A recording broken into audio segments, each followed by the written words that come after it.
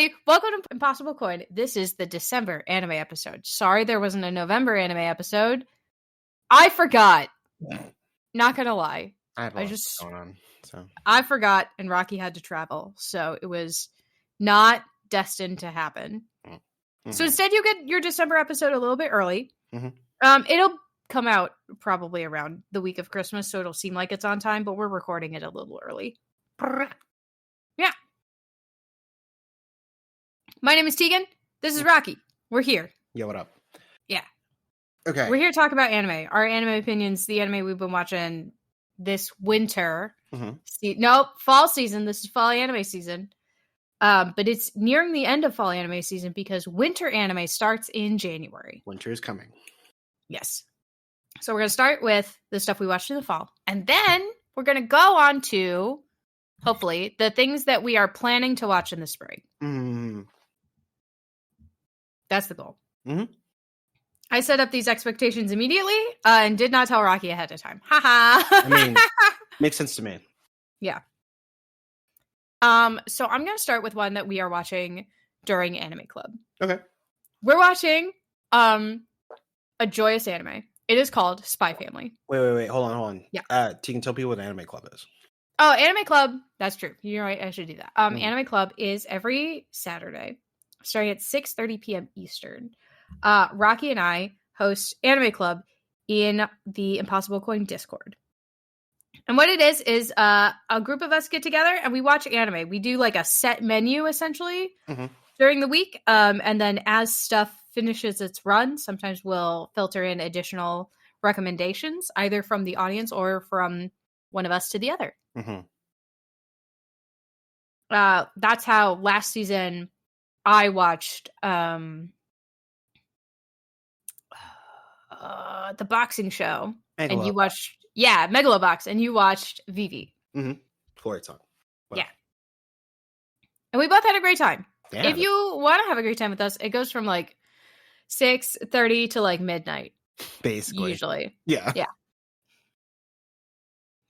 And then like sometimes we get some shows that are shorter. And as those fall off, we end up with more time in the afternoon. Evening. Nighttime. You know. Yeah. As one does. But during Anime Club, we started watching Spy Family Season 2. Which has been an absolute delight. Really amazing, honestly.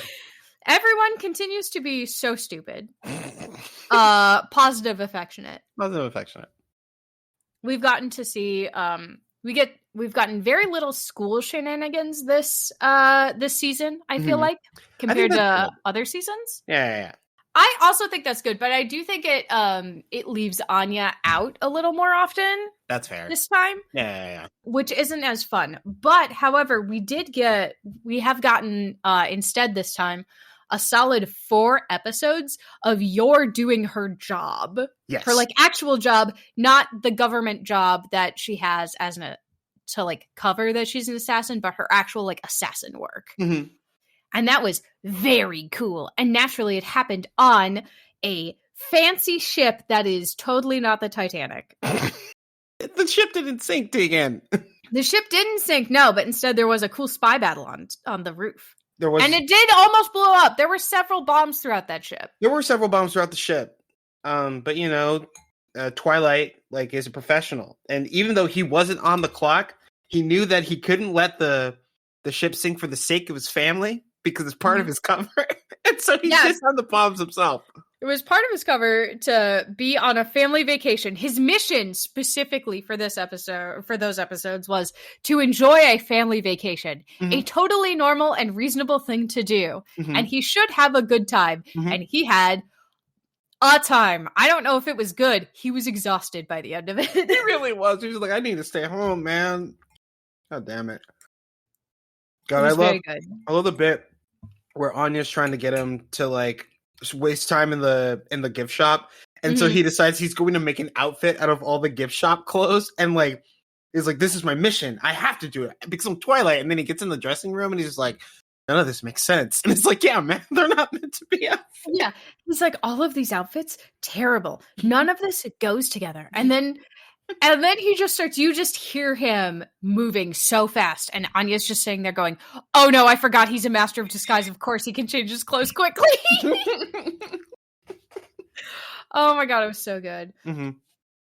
And she was hoping that this would be like a long enough distraction that he wouldn't see you're fighting a bad guy in the hallway of the ship. Mm-hmm. In public, like with people watching and stuff. Yeah. Collateral damage imminent. Oh, no one was hurt except the bad guy. It was great. Actually, everyone thought it was just like a neat, like, you know, immersive, like, entertainment experience. So I guess that works out. Yeah. Thanks to Anya's quick thinking going, wow, look at these cool circus performers. God, what a silly ass show. Oh my God. This show is so stupid. I love it so much. Mm-hmm. It's been a delight. It continues to be a delight. And now everybody's home again. Home again, home again. And we get to go back to our regularly scheduled shenanigans. Anya tries to tell everybody about her cool trip on a boat, which is very exciting for her. And everyone's like, oh yeah, I've been on that boat before. Yeah. Whatever. Like, she goes to school with a bunch of rich kids. This just happens. She had no idea. I remember she's surprised. Gong. Oh, delightful. So good, actually. Mm-hmm. Show is great. Imagine going up to like a little 4-year-old. You're just like, what did you do over summer, honey? And it's just like, oh, well, I had a birthday party and like a bunch of famous movie stars came over. It was fine, I guess. I mean, that's Becky for you, you know? God, it's so good. It's been a delight. Next season, the movie comes out. Oh, yeah. So I'm looking forward to that also. It sounds like its own contained capsule sort of thing, not necessarily that like, and I'm sure it's not going to necessarily like advance the plot so much as like enjoy the status quo, but give us some good shots of everybody doing their jobs, you know? Yeah. It's like basically how a lot of the One Piece films play out. Mm-hmm. Yeah, it sounds like it's going to be a delight. I'm very happy. I hope Spy Family gets a 3rd season. I'm pretty sure it will. Yeah. I think this might be like a 5-season anime, honestly, if not like, you know, just like a cultural staple that stays around for 20 years. But like, I'm pretty sure it's gonna be one or the other. But I'm aiming at 5 seasons for right now. I don't want to get. I would like it to do 3 seasons of like elementary school Anya, you know, and like whatever this is, and then I want to do a time skip to like middle school Anya, you know. Okay. I just want to advance it a little bit, you know, and then we could have like 2 or 3 seasons of middle school Anya, and then we could do high school Anya, you know, where we can kind of like see how it's going, and maybe like a movie in the in-between for each. I think that'd be good. My concern about like super long-term Spy Family is that like they will need to change the formula at some point. Like I think Twilight can be like a deep cover like agent who's like masquerading as like a father. I think that's fine. Even if his like reasons are currently flimsy, like they can get stronger over time. And I think Anya can continue to go to school and like be a little psychic girl. Like there's plenty of space to do stuff there. I am worried that like unless they like literally start a cat and mouse game with like I'm not sure how long she can continue just being a like assassin in the background before running into like the other characters. Yeah, I think what ends up happening somewhere is that like Yor gets the mission to assassinate Twilight, and like one of the arcs is her trying to figure out who Twilight is. And that same arc is Twilight and like the spy agency trying to figure out who this assassin is, who's apparently going to be coming after them. And Anya's just sitting there going like, oh no, my parents are fighting. Yeah, like I think that has like a timer. I think that could be cool, like if that's just like what season 5 is about. I guess they could do what season 3 is about, but like I feel like there's more fun to be had before they do that. Yeah, I think that's something that would be better suited to like a slightly older Anya.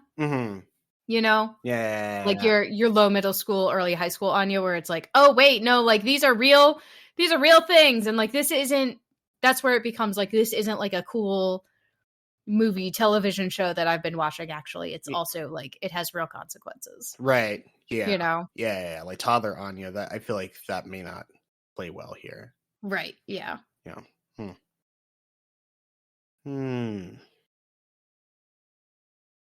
Well, there is something that I recently watched. It's not part of Anime Club that I was actually very surprised of how it was handled, which is Scott Pilgrim Takes Off. Oh yeah, how is that? It's great, actually.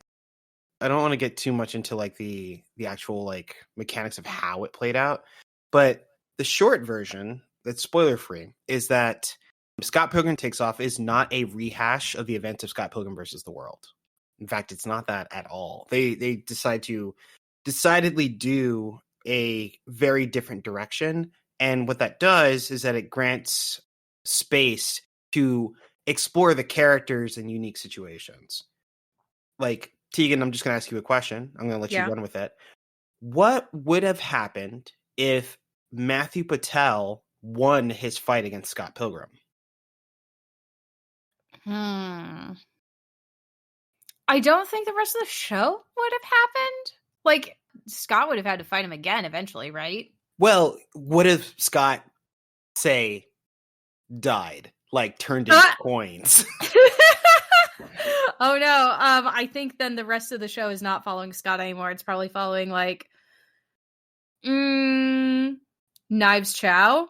Ooh.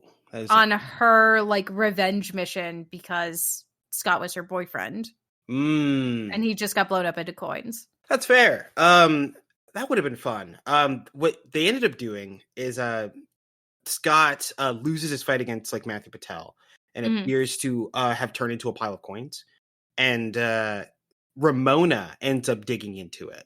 And so like the story follows Ramona basically interacting with all the characters of the Scott Pilgrim universe, and basically facing down her own exes over the course of the series. And like, so, and there's a different perspective there because, you know, Scott is like, you know, just like the new muscle boyfriend as opposed to Ramona, who has history with these people and she's confronting her own history. And so that was very interesting. And then, you know, you get different like sides of, say, Wallace and Kim and Steven Stills and even Knives Chow, because Ramona is the one that's interacting with them and not Scott. You know, like a lot of them have history with Scott. They know how to deal with him and they know things about him that kind of make him a bit unsavory. But like Ramona is essentially like the new person on the block and they don't have this kind of history. So they have to like navigate their own interaction. It's like all new connections. Right. And like also Ramona's like, you know, trying to piece together the things that have been happening and whatnot. And so it turns out that like Ramona's trying to investigate Scott's disappearance. Also, Gideon Graves is introduced a lot earlier because like Matthew Patel usurps Gideon Graves. And so Gideon ends up with nothing and then also like goes on a completely different arc, which is way more interesting than what happened in the comic or even like his appearance at the end of like the movie. So like because they got this, because what happened, you know, they got all the original like cast back to do the voices for all this, right? Like Chris Evans was there, fucking Jason Schwartzman, Aubrey Plaza, Anna Kendrick all signed up for everyone came back, and so basically they came back and like whoever was directing this, I don't remember their name right now, but the team behind Scott Pilgrim Takes Off decided, well, why don't we just use these people? Let's give them roles to play. And so they wrote a new script. They had new ideas. There is, I'm going to say an older version of Scott that makes an appearance in the show. Okay. And the voice that they chose for him is perfect. Because it's someone that they didn't bill or anything. Like they didn't say this person's going to be in the show. Like they didn't even really mention it at all. It was just like, it popped up and like, he's on screen. He's like, wait, is that like, and it's so very good. And then you're just IMDbing it in the middle of the show and going, oh my God, it is. Yeah. And so like it's full of its own surprises. There's a lot more interesting like interactions and like story behind it. But the thing is like the characters are still like preserved. They're still the characters, you know, like Stacey Pilgrim, Julie Powers are all like the same people that were like in the graphic novel, in the film. They're just doing different things because the story is different and it all comes off as very like genuine. I remember I was a little worried. I mean, first I heard that some people didn't like it. And then I found out that people didn't like it because Scott wasn't really in it. And that's true. Like for the majority of the show, Scott Pilgrim is not like a character or even doing things. But I feel like the show had a lot more stuff to say. And more importantly, I think the more interesting parts of Scott Pilgrim versus the World, both the graphic novel and the film, are the world that Scott inhabits and the people around him. And there was a concerted decision to make sure that those things shine in this animated production. Yeah, Scott is, I think, very purposefully written kind of milquetoast. Right. You know? Yeah. Like, he's just a guy and he kind of sucks. He's just a guy and he kind of sucks. And people were really mad that their sucky Blorbo wasn't the main character this time. No, the sucky Blorbo doesn't need to be the main character. Yeah, it's fine. If you want to do that, watch the movie again. And like, that was the thing. Like, I am much less interested in a lot of situations now where like they're remaking something. It's like, well, I don't need to do this again. And like, even if I did really need to do this again, I own the film. So what are you selling me right now? And Scott, right? What's the new thing you're doing with this thing? Right, and like I've seen this before. And Scott Pilgrim Takes Off definitely makes itself worth the price of entry, which is, I guess, like the Netflix subscription over the course of a month. I'd pay $15 to watch it again. But, you know, I don't have to. I just have Netflix, so I guess it's fine. Amazing. Look at you flaunting your Netflix privilege. I know, right? Jesus. I got to get rid of them. They keep raising these prices and they are fucking around, man. It's wild. You know, I mean, I've been trying to get my mileage out of it. I also, in preparation for like Castlevania Nocturne, which we finished a while ago in Anime Club, I rewatched all of Castlevania and it's still a masterpiece. It's so good. Like, I mean, I think it's, so usually when you talk to people about TV or like the industry, when you talk about adult animation, like people are talking about stuff like Family Guy or like American Dad. And like, that's animation for adults. That's not the same thing. It's like adult animation, I don't think. Yeah, like I that's not what I think of, or at least what I'm hoping for out of adult animation, right? And so like these are like, you know, simplistic like drawings that are like animated for the sake of children to watch. Or not children to watch, but like that they have jokes that like that you shouldn't have children watch or whatever.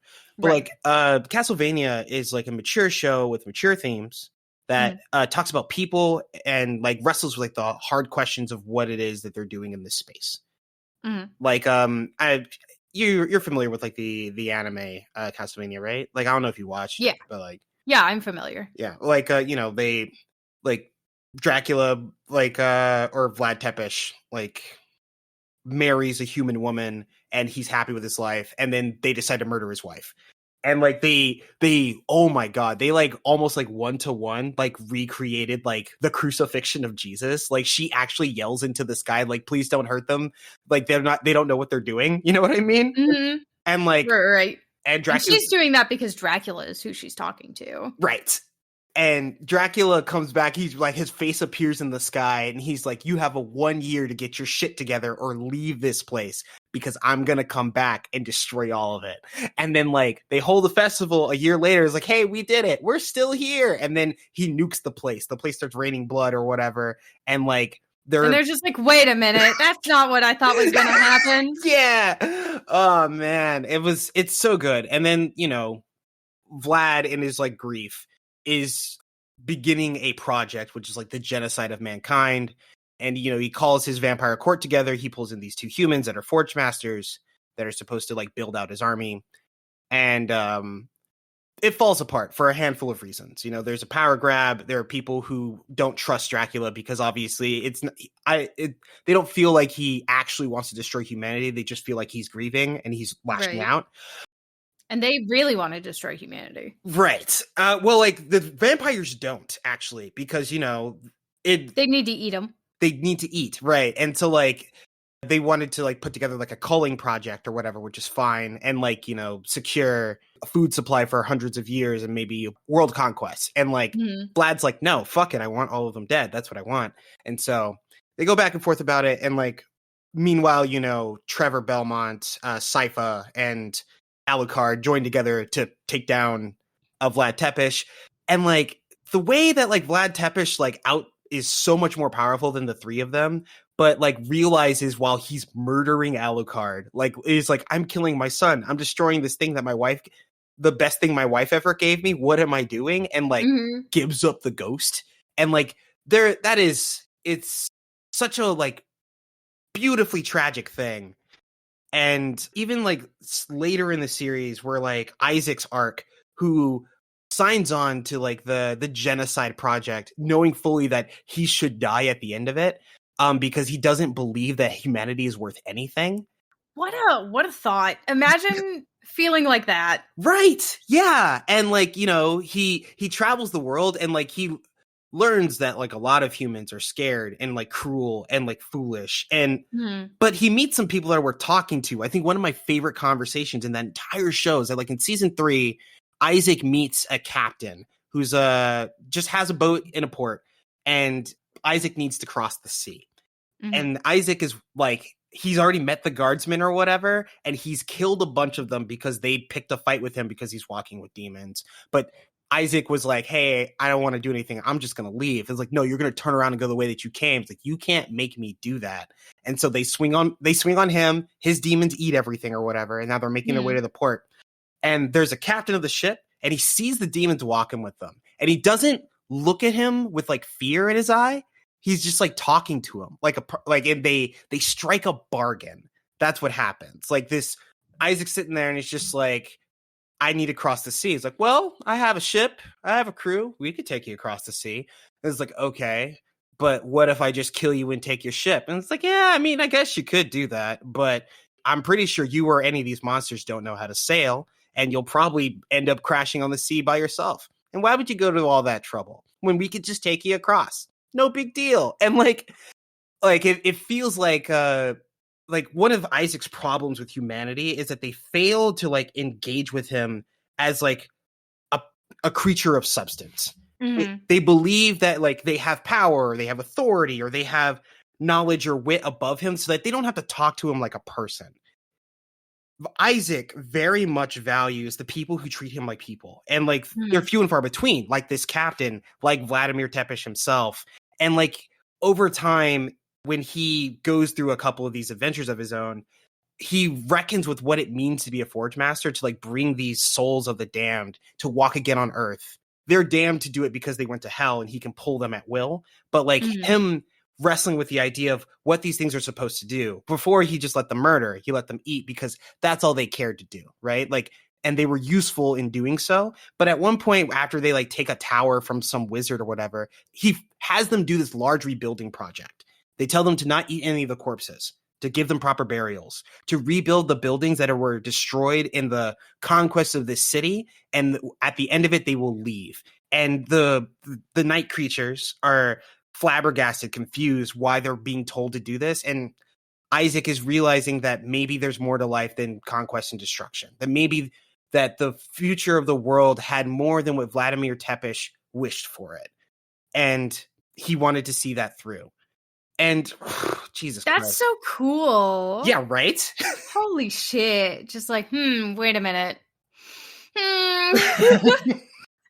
And like Castlevania wrestles with these big questions, or even like, you know, like there's a whole plot where like the person that orchestrated basically the theft of like Vlad's castle is a vampire whose name I can't remember right now, but she's on the Netflix poster, and she's like one of the few like female vampires in power, and she has, unlike other vampires that kind of like rule through fear and like power and like solitude, she has formed community. Like she rules with like a council of vampires of her own, like out in this like distant like she's like nation. I made friends, right? I made friends with unique skill sets. Like one of them is the warrior, one of them is the economist, one of them is the diplomat, and she's the one that hatches schemes. And that's fun. Yeah, right? Castlevania is sick. There's so many great stories that are like embedded in it that speak to their subject matter with real like rigor and interest. And, you know, it's also peppered with a lot of really great action and animation. Like there's the fight between like Vladimir Tepish and like the trio, like Trevor, Sypha, and Alucard, does the kind of animation that you would see in like the modern weekly stuff like JJK or like modern day One Piece, where you have like dynamic camera angles with like multiple characters just moving through different perspectives, like keeping track of projectiles and all sorts of wacky shit like that. It's incredible to watch. And the reason I started talking about this at all is that there is a new spin-off series of Castlevania made by the same animators, or same production studio, called Castlevania Nocturne, which follows the story of Simon Belmont. And we watched the first season. A second season has been promised, where Simon, it starts with Simon's like youth, where his mother, Julia Belmont, was murdered in the States by a Native American vampire named Olrox, and then jumps to young adult Simon, who is now in France shortly after the French Revolution, where a group of vampires are conspiring to turn the world to night forever, and with the help of a forge master who is also a priest, who is apparently the father of a speaker daughter, who is Maria. And then they have like a Creole like caster that fights with dual blades that can manipulate the earth, that seems to commune with an ancient like African god. Yeah. Like, there's a lot of really great stuff they're just talking about, that like really interesting like plot points and characters that you want to see them go and do stuff. And I can watch these people forever. And the first season was great.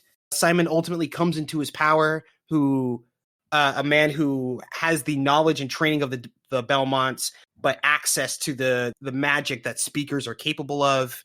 And in the games, if anyone knows, well, I mean, if you know, you know, but like in Symphony of the Night, like Simon Belmont is basically a one-man army. And, you know, starting with a one-man army is probably not as fun to watch because like that character doesn't tend to grow, but like seeing them come into that is extremely exciting. It was very good. It was very good. I was, I don't want to say I was like floored, but I was definitely impressed. You know? Well, I mean, you were floored by the, what was it, like the Empress, the Queen of the Night or whatever? Yeah! Oh my god, she's great. She's so good. This is admiration. I want everything she has.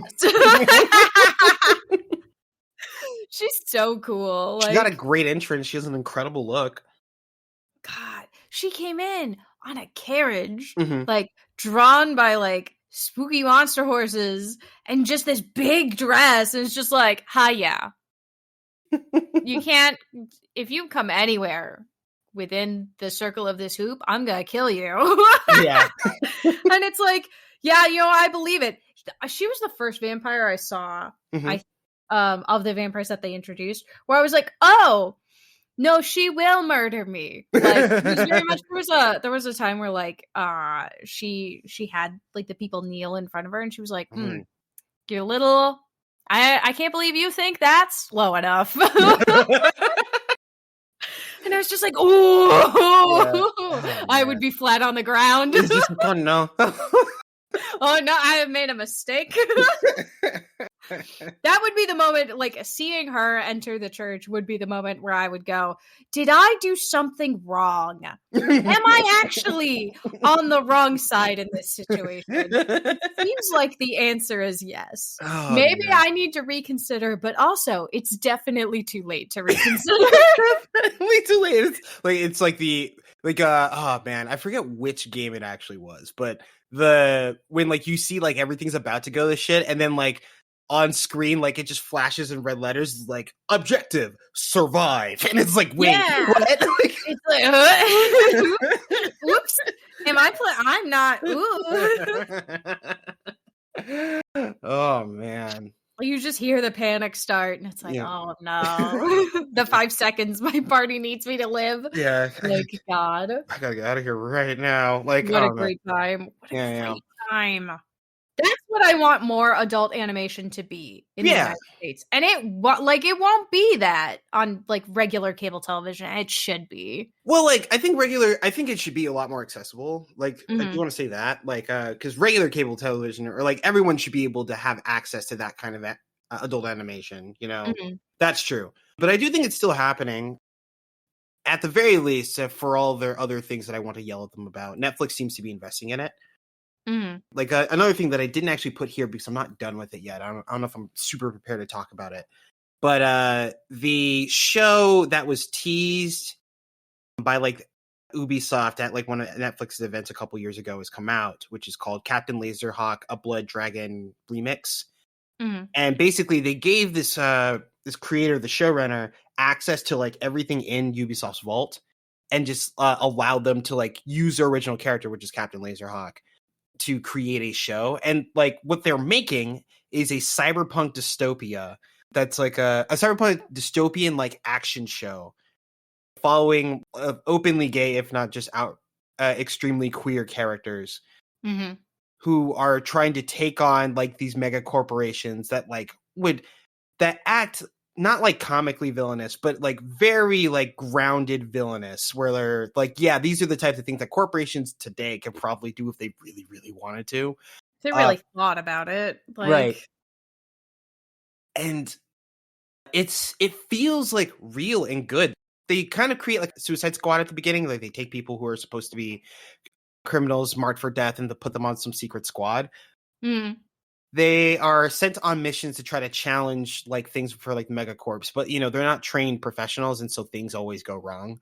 Right. Yeah, that makes sense. And one of the episodes ended in a literal race riot where like one thing that I should mention is that the show has creatures that are actually genetically modified like humans, or like it's straight up like furries and scalies, but like they're treated like second-class citizens because they're genetically modified, like they're not like naturally born.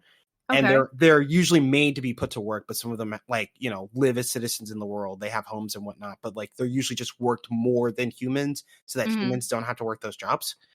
No, that kind of sucks. Imagine your parents decide, like, with this genetic mutation, we're gonna all get to be scalies finally, and then it's like, oh, but in doing that, you are now a second. That would suck. You choose the life of a second-class citizen to feel comfortable in your own skin. That's bullshit. Yeah, they went to like some like wrestling event, and the wrestling event came with these like special edition like glasses or whatever, but the glasses were like hooked up to like two like transmitters that basically like enraged people, like humans, to like viciously attack like the scalies, furries, and whatnot. Oh, that sucks. And that happened in a fully packed arena with like thousands of people, and it was nationally televised. The new mission for like the Suicide Squad were basically to destroy the transmitters before it got too bad, while one of them was like actively trying to protect like the furries and the scalies because he's one of them, because they're his people or whatever. And then, you know, near like the last like couple minutes of like the end of the show, they destroy the transmitters, but the cops show up, and the cops like, you know, don't de-escalate, they escalate, and it makes things worse. And then people who saw this shit on TV, like furries, ran down to join the brawl to protect their scaly brothers and sisters or whatever, and it just gets even worse. Oh, roll no. credits. Roll credits? Roll credits for not for the show, but for that episode. And it's just oh like, my god, I'd be pissed. Yeah, right? Like, and like this is the type of stuff that this show's like taking on. And it's like, it's, you know, it doesn't feel cheap. It feels like they're setting it up, and it's like, yeah, these tensions already exist, and they explain like how they exist. Or like not explain, like, you know, they're not talking to you like you're a child, but it's like, oh, I see what they're doing, these people. Oh, I see what these are. Like, wait, this is a race riot. Hold on. And it's like, okay, but they got it. And now it stops, and then the cops show up, and like, wait a minute. You're like, oh no, now it gets worse, actually. Yeah, and you know, that's just going to be an incident that they're going to be talking about on the news for weeks. But the news is already a propaganda machine, and like fucking Rayman in this show is like the face of the propaganda machine. Like Rayman is the propaganda machine? The face of it. But yeah, like he's on the news every night, and he's talking about people. Also, they have UBI, like but like they have like commercials and TV shows where it's just like, you have to watch this commercial or you don't get like X amount of your UBI. Okay. Yeah. Sure. Yeah. Fine. I hate that. Oh god. Yeah, so like I'm gonna keep watching it because I gotta get to the end of it, but like they're doing some shit. Like they are really swinging. I get it. But yeah, like adult animation is like out there. It does look like that Netflix is almost exclusively paying for it, except for like the stuff that you see like in anime and whatnot. But it's happening. I think more people need to see it, but like Netflix is pretty close to like if it wasn't straight up on cable, like Netflix is probably the next best thing. Yeah. Could be more though. Mm-hmm. Netflix, lower your prices again. Let us password share if you're going to make it $20 a month so we can all share it together. Like, God. Oh, man. I'd send Rocky $10 a month for Netflix. God. Yeah. Yeah, man, I remember when Hulu was free. I've told this story before. I don't want to do it right now. But, like, yeah. Back in my day. Yeah, right? God. Well, maybe, you know what I haven't looked into at all? Pluto. Because, like, I was under the impression that Pluto basically just aired, like, stuff that they could get licenses to, like, super cheap. Mm-hmm. But apparently people also, like, releasing original content on Pluto. Maybe there's some animation going on there. I don't know. I don't know anything about it. Okay. I thought you were going to be talking about Pluto, the show that we're watching. Oh, actually, that is a Netflix thing, and that is something that's happening. Pluto is very good. Very good. They've done so Pluto, for people who are unaware, is an anime set in the universe of Astro Boy, in the same world of Astro Boy, in the same time frame that Astro Boy exists in. However, it exists after a great war has occurred in totally not the Middle East, led by totally not the United States. You know, where the United States, they don't call it the United States. They call it the United Federation or whatever. The United States of Thracia. Yeah, the United States of Thracia. Yeah. They were like, oh yeah, they're building these crazy strong, powerful robots who can kill people, because currently robots can't kill people. And they're like, we need to stop them. And so they just essentially do a mass attack, right? A number of mass attacks, and just absolutely decimate them. Totally, you know, weird timing on this show coming out at the beginning of October, and also other things that began in October going on, you know? Yeah. Very fun. Love the actual timing of the world on that one. Not actually, but you know. Yeah. So what's going on in Pluto is the top robots, the most advanced robots in the world, are being killed. And also several very important human, like, scientists and speakers and advocates for robots are also being killed. Right. And they're all being killed, and they're being placed with these horns around their heads. That's it. That's, like, the only moniker that's going on. And it's just trying to figure out, like, who did it and how they did it, and like what is happening, because humans are supposed to be the only ones who can kill, but there is no organic material left at the scene that would indicate a human was there, and humans seem to always leave a trace wherever they go. And we've lost so many heroes, both from the, like, human side and from the robotic side. It's been very tragic.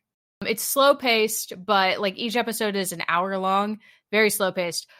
But also, like, that pacing is necessary to allow the story time to breathe, which is important. This has been so fun. It's been really good. I've been having a blast. I was just like, oh yeah, we're watching this one. Everyone was like, I guess we are. And I'm like, no, listen, we're watching this one. You're going to like it, I promise. I mean, it's very, like, patient, you know? It's really methodical. It does have a lot of, like, tender moments that are given the correct amount of space to breathe. And then, like, you know, like, when things get, like, tense, when the show wants to brood, it's very, very good at it. It's very good at setting, like, a moody tone, and also, like, finding the little, like, sunny spots that happen in all of the ongoing tragedy. Which has been very good. And we've only seen 7 out of the 8 episodes. We'll be watching the 8th episode tonight. It's very good. I have enjoyed it. I can't wait to see the end of it. I'm not going to spoil anything, but I've been very good about not spoiling anything the entire time. It's true. Well, we'll be, like, watching it, and someone in the club will be like, hey, so why is this? And I'm just like, I don't know. Sure wish I knew. Sure wish I had a single answer for you. Meanwhile, I'm sitting here, like, sitting on top of the manga going, like, ha ha ha. They're getting to this part. Oh my god. It's been great. It's been so much fun.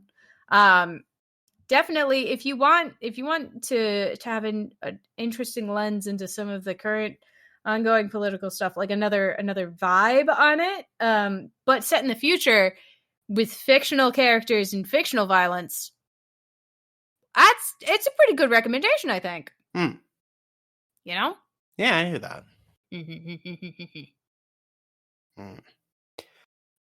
I want to get this one out of the way.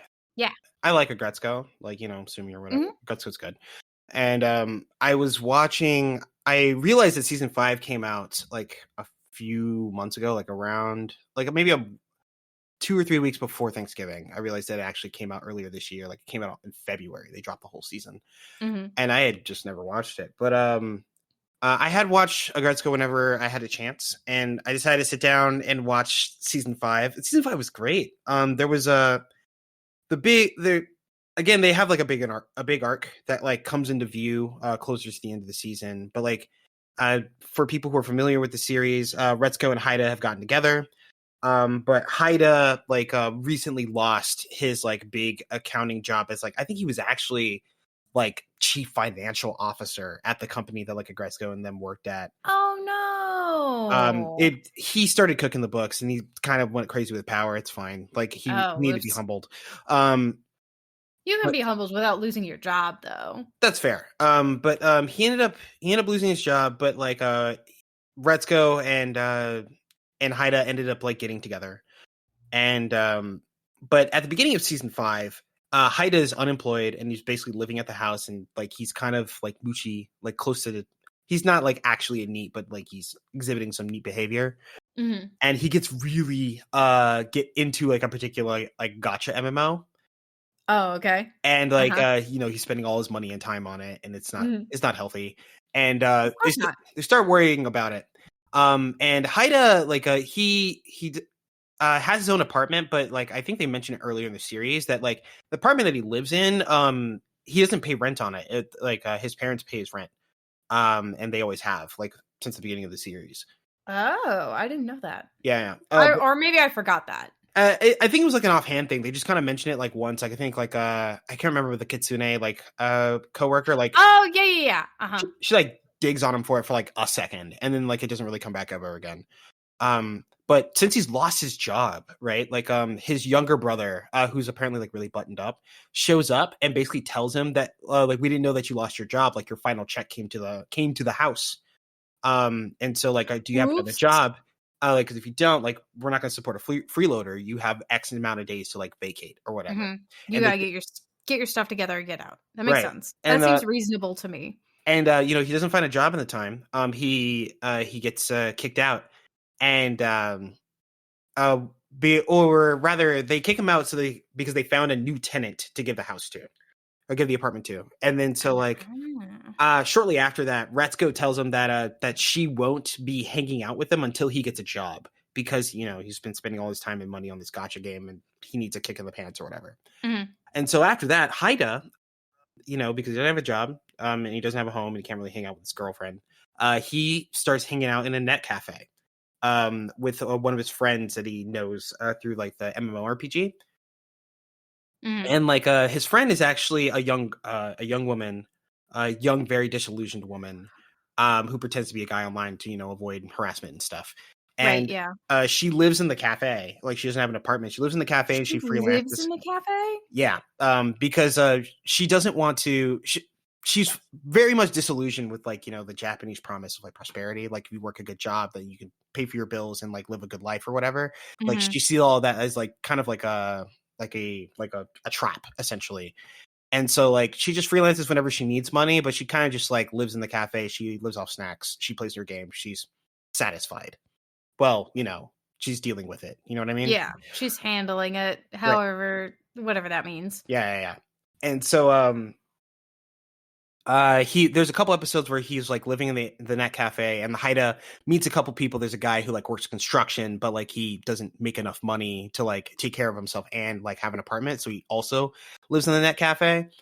And then at some point he gets injured, and then like he's like struggling to pay for like the net cafe, and that becomes a problem. eventually Haida is found by Retsuko at the net cafe. Like she finds out that that's where he's living now. Oh no. Yeah, and so then she takes him in and they start living together. A couple other things happen, like he gets a job at a grocery store and there's someone who's sniffing around the J-pop group that like Retsuko was in for a while, looking for her. He's like dismissed as a stalker, but before that they meet Haida's parents, and Haida's father is actually someone in like the national diet. Like he's he's like a real like politician. Right. Like he's a representative. And they basically set the stage for like the major conflict of like the season, which is that Haida's younger brother is being set up to take his father's seat because they're going to dissolve the parliament essentially and force everyone to run again. And his dad is not going to run again. He's going to retire and hopefully pass the torch to his younger son. And skipping over Haida, because Haida's never had an interest in politics. In fact, his like punk rock image, apparently, when he had a band when he was younger, caused some trouble back then. And so like they treat him like the black sheep. They're not cool with him or whatever. And they just very much hope that like Haida doesn't like cause a stink while his brother tries to run for the representative seat. And it's a whole thing. And but it turns out that the guy that was looking for Retsuko isn't a stalker. He's from a minority party in the diet called the Party of Rage. And they found Retsuko's like YouTube channel. And where she's doing like her hardcore stuff. And they feel like her image and her energy is something that the minority party could use. And so they want to run her as a candidate, ironically, in the same district where Haida's father seat was and who he's trying to pass the torch to. So it ends up being an election between Retsuko and Haida's younger brother. Ooh. Oh, that's very good. Yeah. And, it's basically another, and like everyone like basically comes together. They like help fund the campaign. Like the tech millionaire boyfriend like basically rents an office space for her. And the two older ladies have like a great heart-to-heart with Retsuko, and they help her pay the the fee that you have to like let them hold. Yeah. And it's like 3 million yen or something, and they basically do it together so that they can run. And like Retsuko really, gets to pop off, but like in public, for the sake of the common man or whatever. And hopefully tries to like stir the pot and use some rage to like push the conversation forward. And she doesn't win because she's like a fresh politician or whatever, but it's super close. And Haida's younger brother ends up basically declaring war on like the establishment himself rather than being like like a nepo like hire or whatever. The real thing that pushes him in is that he wants to introduce a mandatory retirement age for politicians.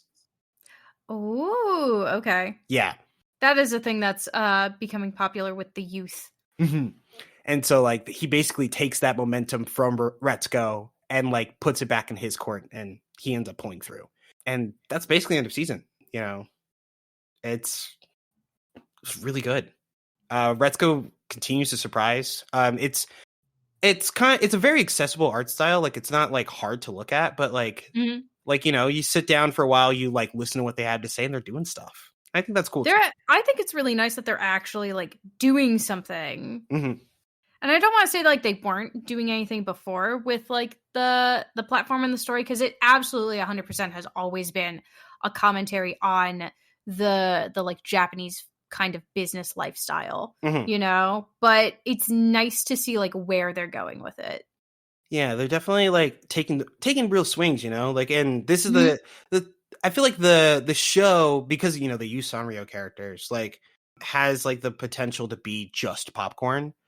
And it definitely starts like that a bit, like, gets you started on popcorn, but like now we're eating, Yeah, it gets you started on popcorn, and then it's like they like start sneaking in stuff, I think, a little bit more, where they're just like, haha, look at all these very comfortable, fun characters talking about Japanese office life. Ha ha ha ha ha. Actually, though, what if this were better? What if it were different?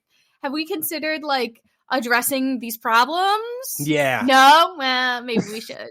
I like it when shows do that, just like a little bit, you know? Just a little bit, yeah. Just, I feel like it's just enough to get you like thinking about it, you know? Yeah. And then like, I feel like most people like take it from there, sort of thing. Yeah, like they make an impression. Yeah. And like it sticks with people, and like when it becomes relevant, like day-to-day life, like people like remember it, they respond. Mm-hmm. And they go, oh right, what if we were? What if it was? You know? Mm-hmm. That's good. Retsuko has like a speech where like where she starts to like fully like embrace rage or whatever. Mm-hmm. And what happens is that like she like gets up on like her like campaign bus or whatever after like the crowd's hyped up, and she tells a story about how like she she ordered takeout, and it came with like a soy sauce packet, and it says like you can open it anywhere, right? But like, and it has like the little like dip, but like it's not sufficient, and so she can't open it with her hand. She has to go get scissors to open it. And like you guys know what that's like, right? And everyone's like, yeah, that shit sucks. And like you could see that like everyone was like on board with it. And then she starts talking about like how all sorts of little things like around like her life like feel like unnecessarily difficult, and it's not because of like any one person or it's like personal to her. It's because like the world has been shaped into a way that makes things difficult they don't have to be. And like someone and like that, like she became intensely relatable with like this kind of like low level like aggression with like how the world like shook out for her. And then like it like started cutting to like people like all over like Japan, and it's like, yeah, like why can't people get married anymore? Like, well, it's like why where the hell did my retirement go? Like, and all of these like, questions that like keep coming up, and it's like they get brushed off by like politicians, but like Retsuko is giving them the space, the forum to think about it, to yell about it, and like that was and like that energy also, you know. I hear ya. Yeah. God, what a good show. Love that for them. And I just want to close. I think, yeah, this is the last thing we have on the Netflix block. Is I started watching the Yu Yu Hakusho live action. I've watched 2 episodes of it. Yeah. And it's good. It's a lot less lighthearted. This way that like say, I guess like the Phoenix Wright live action went full in on its comedy, and like that's where all of its timing was about. There's less of that in this. Like they don't want you to sit down and laugh out loud at it, or really, but like the action is like top notch. Like there's like incredible like choreography and like the effects that are used to really like draw in the intensity of like the fights that are very, very, very good. I think some of the characters are still silly, like Botan and whatnot. And yeah, they need to like keep some of their classic charm, I think. Right, but it's not center stage. And I know some people that really love Yu Yu Hakusho, like that, those parts of that medium are extremely important to them. And there's less of a focus on it in the live action here. But I think it's very good in its own right. But like it does lean closer to like kind of like the grittier, like darker, like actiony sort of things. But it's very good for it. Like it looks like that is something that they thoroughly committed to. They only got a couple episodes, right? Yeah, like it's 5 episodes or something. It's like 5 episodes. I think they're not. If I remember correctly, they're not half-hour episodes, but it is only 5. With how the One Piece live action was, do you think 5 episodes is enough for what they told? I haven't watched all 5 yet, but I do think that it's enough to get people interested. You know, when they do things like this, when they make a live action, and like the idea is to like show a dimension of it that either brings people into the fold or gets them interested in more. And I think both of those things are easily attainable with these 5 episodes. Okay. If you watch 5 episodes and like, I want more Yu Yu Hakusho, well, you could watch the anime, which is widely regarded as one of the best anime of all time. Or you could read the manga, which is also extremely good and complete if you want to just get into the story. But if you want more live action, if you keep watching it, Netflix will be incentivized to make more. And I think those like paths are things that people can easily walk down. Like I don't think it's not like, say, where you get to the end of the 5 episodes and it's like, wow, this was great. Now what? And then like Netflix won't say now there's nothing. It's more like they're very interested to see how many people bite onto this. And it would be a bit more, I guess, like comforting if they said season 2's already coming, or we've committed to recreate all the things that are in the anime. But I don't think they're interested in taking that big of a step yet. And I'm not mad at them for it. I think for what it is great. And for people who want more, there is more. And I think that's fine. That sounds very reasonable, honestly. And if you don't know what Yu Yu Hakusho is, let me tell you, here's the best thing about it. The creator of Yu Yu Hakusho is married to the creator of Sailor Moon. Correct. So you know it's good. Yeah, he would not marry someone who didn't have taste. Exactly. Oh, man. Yeah, they're hour-long episodes. So Oh, okay. That's fine. Yeah, it's 5 hours of Yu Yu Hakusho. That seems pretty good. Especially for a show that I don't feel like has the same clout right now as like One Piece. I hear that. I think honestly it does feel just for you to have like 5 episodes for what they covered in Yu Yu Hakusho, or what they're planning to cover from what I can tell. Because at the end of the first episode, they introduce like the 4. Like you see Kurama and Hiei. Oh, okay. And gotcha. Kuwabara is a character throughout like the first episode because he's already a part of like Yusuke's life. And they've already covered Death and Resurrection and like the first Spirit Fist. Oh, okay. And that's episode 1. Like it's all there. Okay, so they're kind of like schmoving through it. Yeah. This isn't a slow burn. This is like we're packing in the first big stuff of Yu Yu Hakusho, like for sure. And they're gonna do 5 episodes. We're ready. We're gonna make you want more. Yeah. But we're not gonna leave you hanging necessarily. Right. Like that's nice. Man, like some of this choreography is just out of control. Maybe if maybe like post Pluto, if there is time, like we can mix in like Yu Yu Hakusho, because it's like it'll be 5 weeks, which isn't that bad at all. So we'll see. Yeah, that's not so bad. I don't see why not. Yeah, but yeah, that's all the Netflix stuff. Now we can get back to Crunchyroll and all that. Now you can tell me about One Piece. Oh my god, because we just talked about One Piece, so like you can tell me about One Piece. I mean, even though I'm watching One Piece now, ha ha ha ha. One Piece, like, okay, so we've caught up. Let me see. Last time we were in October. Oh yeah, so like they just finished Onigashima. So like we've been doing wrap up stuff in Wano so far. And so like there's the newest admiral who's like who ate like the tree fruit or something. And like it's trees, but he's a fucking admiral and he's nuts. Like he was soloing like all of the samurai or you know like the Odin like retainers. They didn't want to involve the Straw Hats because like they deserve a break. At least that's what they decided. But they weren't able to beat him until Shanks used his Conqueror's Haki from a boat on the sea and stopped him. That's terrifying. So like for people who aren't super up to date on One Piece, there is a power system, Haki, which is basically like warrior spirit or whatever. And there's 3 kinds. There's armament, which is like you cover your body in steel essentially and punch things. And then like observation, which like gives you like limited precog, and conquerors, which initially was like a thing that could overwhelm the will of people around you. It seems like it's genetic. At the very least, it needs to be like awakened. Like, but not everyone has access to Conqueror's Haki. And Shanks does. He is basically the last standing like Emperor of the Sea. And Shanks took on an admiral who's like basically one of the top guys in the Navy and stopped him from fighting when he was like miles away from a boat on the ship. Like he imposed his will and told him to stop fighting, and that was that. It's fucking nuts. So Shanks seems like he's still going to be a problem. So there's that. He's just going to be a different problem now.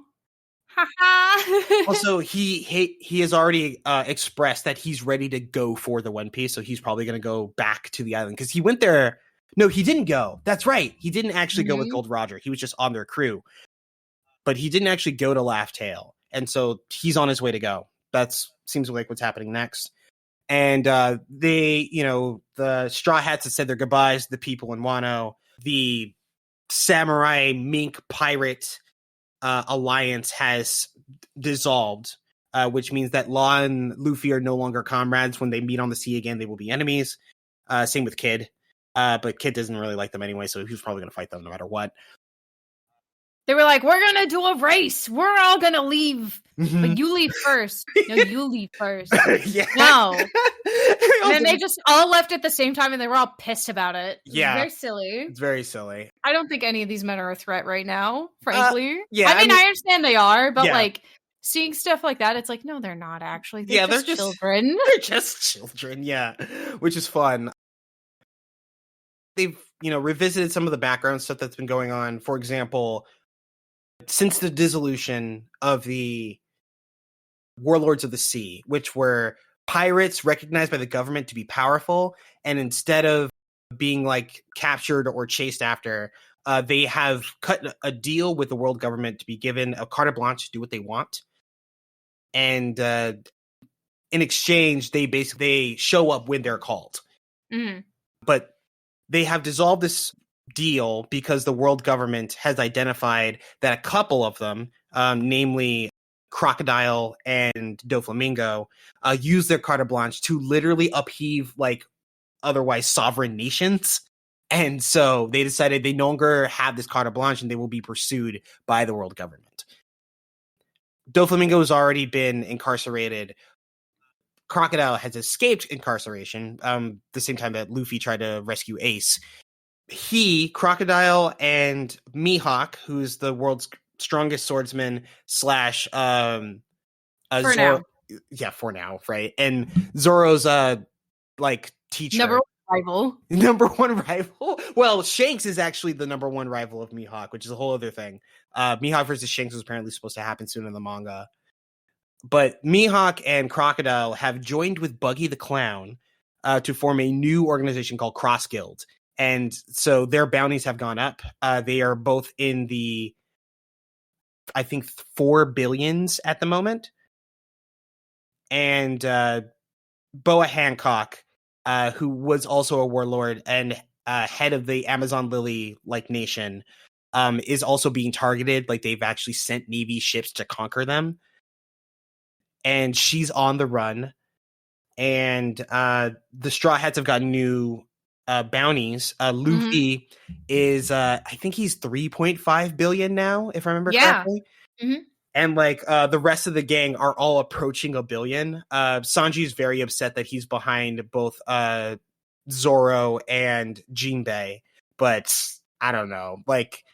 I think they'd all have a fight, but Zoro and Jinbei being higher is fine with me. I'm not super mad about that. My favorite thing about the way that they were doing the reveals is they didn't show us the art on the poster. Instead, every single character, they showed the reaction to what their bounty is. Yeah. And they were just like, this is the new bounty. And most characters were just like, this is very cool. And Usopp was like, actually, no, this is terrible. And it not. I want it to be much lower, actually. Can you go up, please? Yeah. Oh, man. I actually saw a TikTok recently, recapping in a moment in Dressrosa. Because, there was a moment in Dressrosa where Doflamingo was basically marking people that he put his own bounties on people that were on the island. And, it's like, if you kill them, you get X amount of money. And, they put, a couple characters that were in, that arc, like Kiros and Rebecca. And it's like, you get, a couple million berries if you get them. And then they put Luffy and Zoro, they mark them as, 3 stars. So they're both worth, they're all 3 of them worth, 10 million each. And it's just I will give you 10 million berries if you kill any of these people. But Usopp was at the top at 5 stars with 50 million. And then Usopp's because they broadcast it across the island at the same time. So Usopp sees himself and he's higher than Luffy. And he's like, wait. Nah, hold on. No, someone has done some wrong math here. Usopp's what did he say fuck me for? He was so upset. I mean, that's what you get. That's what happens when you call yourself God Usopp or whatever. Yeah, that's right. That's your fault. He also did that on accident, but whatever, it's fine. I'm so excited for what's happening next. Apparently, the next arc, which is Egghead Island, which starts January 7th, is coming up, which is very close to where the manga is. which I'm a little worried about. But apparently, just before Egghead Island started in the manga, they took a month off of Shonen Jump to plan out the rest of the series. Oh, okay. So it's ready to go. Right. So like, or at least like the main parts are like hammered out. Right. So it does look like the anime may catch up with the manga, but like since they know what they're doing going forward, then they should be able to pad it out. One thing that I am just a little bit concerned about is that maybe we'll end up getting some filler because like despite how long One Piece actually is, the anime itself basically has no filler. Like I would say maybe a solid 30 episodes in like the 1,087 that exist are filler. I do think that sometimes the anime is slow for sure. And I do think that maybe they could probably get to a couple things, but everything turns out to be important. Like I'd be really hard pressed to point to something that isn't actually like story relevant in the show, except for like the Davy Back arc. And who knows? We may just see the Foxy Pirates again. And if the Foxy Pirates end up to be super important, like that suddenly makes them canon. And like that might be crazy. God. I would be beside myself. I can already tell if this was my Roman Empire, like I would have the biggest board.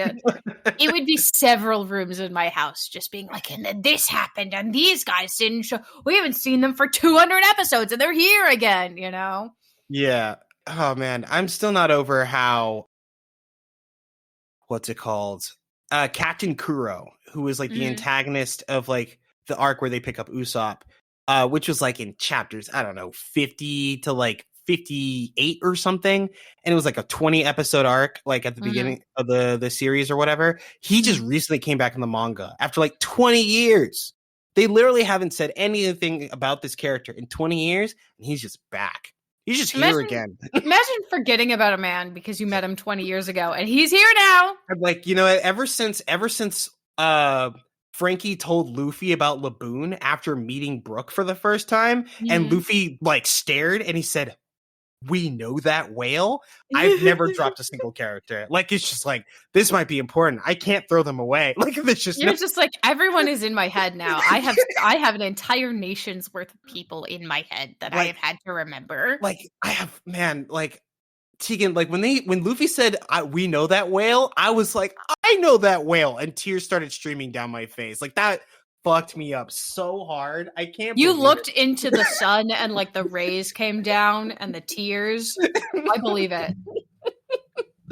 Oh my god. But yeah, no, One Piece, you know, like luckily we don't have as big updates as we used to. But you know, now we're just update. Like I'll just give you monthly updates and I think that's fine.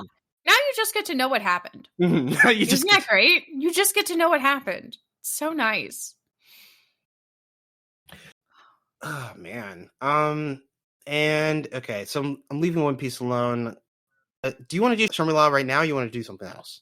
Let's do Shangri-La. Shangri-La. Oh, it's so good. I can't believe we almost didn't watch that. I'm still not over it. I'm still not over the fact that I was like, let's just watch one episode as a joke and see what happens. And it's like, oh my god, this is amazing. It's like actually, this anime is great. Hello.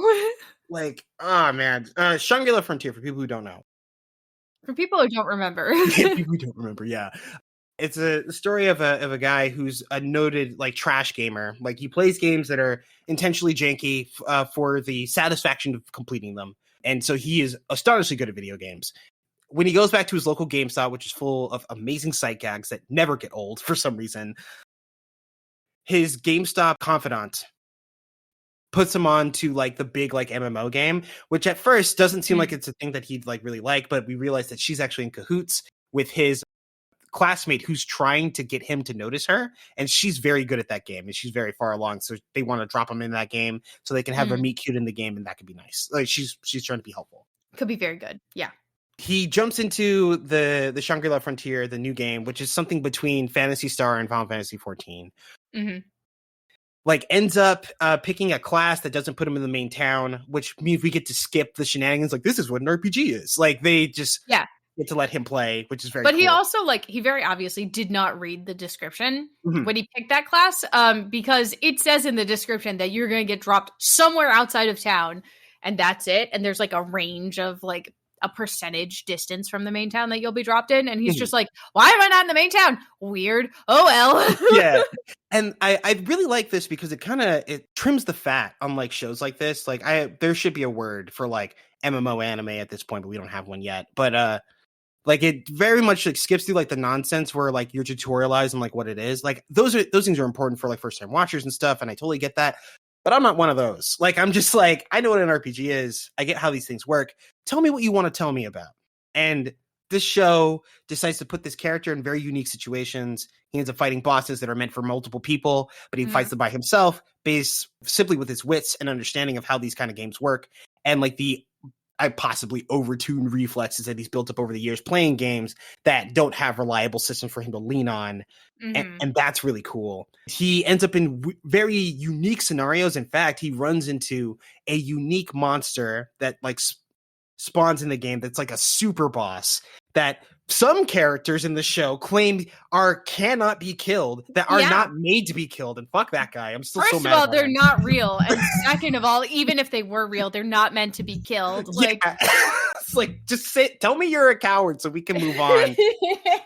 But I love how mad you are at this dude. This is just some guy who hasn't been able to encounter the monster and doesn't know how to trigger it. Yeah. And therefore is just like, I mean, even if we did find it, I doubt, like, there's no way it's designed to be killed. Like, it's just cope. That's all it is. Like, this guy, like, he feels like I already know everything. And so, like, if there's something I don't know, it's just fake. And it's like, I don't have time for you. Like, go do whatever you're doing. I want to watch this character try to hunt down this monster that no one's fought before, because that shit sounds sick. And, like, the protag fights this, like, unique monster that it's supposed to be presumably met with, like, a group of players. There's supposed to be some secret that you got to figure out to fight it.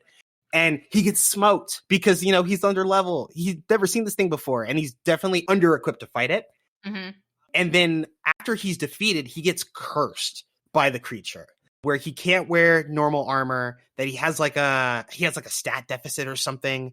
Yeah. And he has scary tattoos that make the way that NPCs interact with him different. Right. And also he can't wear shirts anymore. Yeah, he can't wear shirts, he can't wear pants. Everyone has to see that tattoos. Like, they are unavoidable. You cannot hide them.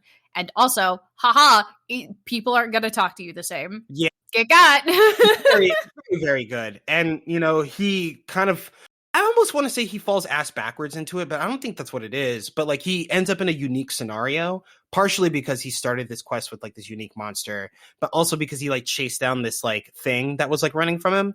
And he ends up in a completely new zone that apparently no one's been to either. Like, it's not documented anywhere, and gets, like, a new NPC that when he's walking around in the world, someone sees him with it and is like, oh, that must be a unique pet.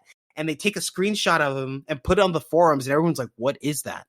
Like, that's not documented anywhere in the game. And how so, did he get that? Why does he have those tattoos? That's not a like, what is it? Like a glamour or whatever that you can put on? Like, what is this? Here's the thing. Like, they tell us basically this all happened because he ran into the wolf, right? I don't think that's where this actually started. I don't think that's where this unique scenario actually started. Okay. I think it started when he got that first Vorpal dagger from the bunnies in the level 1 area, and he went, fuck this, I want 2 of these babies. Yeah, and, like, no one's just bothered to grind for, like, Vorpal daggers and then use them as much as he has. Yeah, because the drop is so rare, and it's a level 1 item, you know, or it's like a level 3 weapon. So, like, you're going to get rid of it right away. But because he's under leveled and because he's trying to, like, breeze through it, he grinded until he got 2 of them, and he's just been using them ever since because he can't equip anything else because everything else is too high level. Yeah. I really like how, like, the game, like, imagines, like, these kind of, like, unique scenarios in a space where, like, these games already work, you know? Like, there's I mean, not to be, like, nitpicky, but, like, sometimes, like, I'll watch some of these shows and they'll, like, they'll just do something because it'd be, like, a fun idea, but, like, it's not, like, playable. Like, and so, like, it feels like, oh, they're just doing shenanigans. Like, it's, like, one of the reasons that I bounced off of Anipoke when I was younger, where, like, they would do things in it that, like, was counter to, like, the way that, like, the games work, or the way that, or the rules that they told us about Pokemon. like where like they had Pokemon, like Pikachu was like fighting like a Rhydon or something, and like he tells Pikachu to Thunderbolt the Rhydon, and suddenly his Thunderbolt is super effective, and it's just like that. I could never do that. Like, that's not how that works. Yeah, that's not how that works. And like this show, at least Shangri-La, seems to like embrace how these things work to tell different stories. This also like feels like these unique scenario situations specifically feel very much like early Pokemon, where it was like, oh, the way that you get Mew is you do all this stuff on Cinnabar Island, and then it'll appear under the truck next to the SSN or whatever. Oh yeah, you know? Like that's 100% what this feels like. Like, okay, so first, when you drop into the level 1 area, you have to grind until you get 2 Vorpal daggers, and then you have to go to this area at night on this kind of moon, and maybe it'll show up, and then you have to fight it, and you have to land so many critical hits before it one hit KOs you and curses you, and that's how you start the actual like quest line. And that sounds like bullshit. It is bullshit, but like that's what happened. But that's what happened, so it's not bullshit. Yeah. Oh man, that would be wild. Yeah, and oh man, one of the things that I really like about it is that they take new opportunities to do different things. Like in this like quest line where like he meets like the bunny Yakuza or whatever, he tells him about how he's going to take on another unique monster. And because this game's like an interactive VR game, like apparently like because like he thinks about how to like handle the situation, and he decides the best thing to do here is to role play. And so he role plays with the guy, like humbling himself before like this rabbit who like sees himself as like a master to like a student. And like tells him like, well, if you're gonna go do this, then come with me. And it turns out the rabbit Yakuza is like an end game crafter that doesn't have a peer in the game, and he like crafts him like a unique pair of daggers that he can use like when he well, like he can't use them now, but like he crafts him the daggers. But like the act of crafting the daggers, or like the scene that they decide to do it, is where like he kind of does like a little cut scene with like a unique song. And it was just a really cool thing to happen. Like, you know, it wasn't so good. It wasn't like a thing that like was like really telegraphed or like explained it was going to happen. And it didn't feel like a lazy like throw in song. The song was good. And it was like interesting to see how he was just kind of like, you know, doing blacksmith stuff with like this kind of like jig to keep him focused. Yeah, it just like kept the rhythm very well. It was so good. And it's just like, this show is just a marvel to watch. I hope we get a lot more of it, but you know, we'll see. I hope we get another season. I'll watch another season of this for sure. I'll watch a couple seasons of this. Like, I think because this season they're not going to take down the unique monster. Like, there's so many other things they would need to do before that is even possible. But it looks like also, is this getting 12 episodes? I thought it was getting like 23, 24 or something. This one, Shangri-La Frontier, we didn't know how many episodes it was getting originally. That's fair. Just question marks on my anime list. But I think, let me look. Shangri-La Frontier is slated for 25 episodes. 25 episodes, right. So we're at 11 of 25. So there's a lot to do.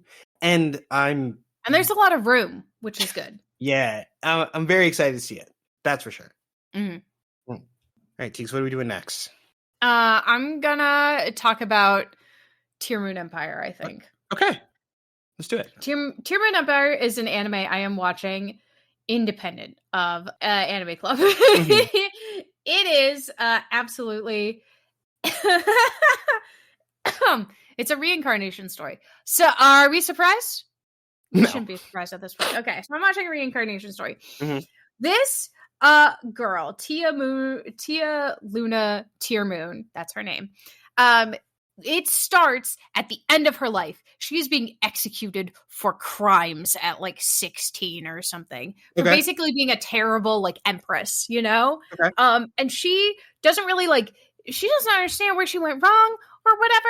And she's just like, if I got a chance to do this again, like I would do a better job because I don't know what happened. And like, obviously something happened, right?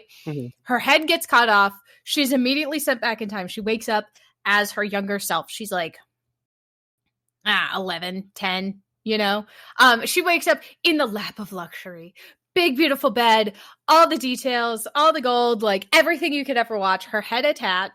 And she's just like, oh my God, what a terrible dream. Anyway, time to go. I'm hungry. My dream made me so hungry. So I'm going to just waltz my little self down in my big fluffy dress, and I'm going to go see what I can eat. Haha. And the chef serves her a food that she hates, but also at the same time, like, she vividly remembers her other life.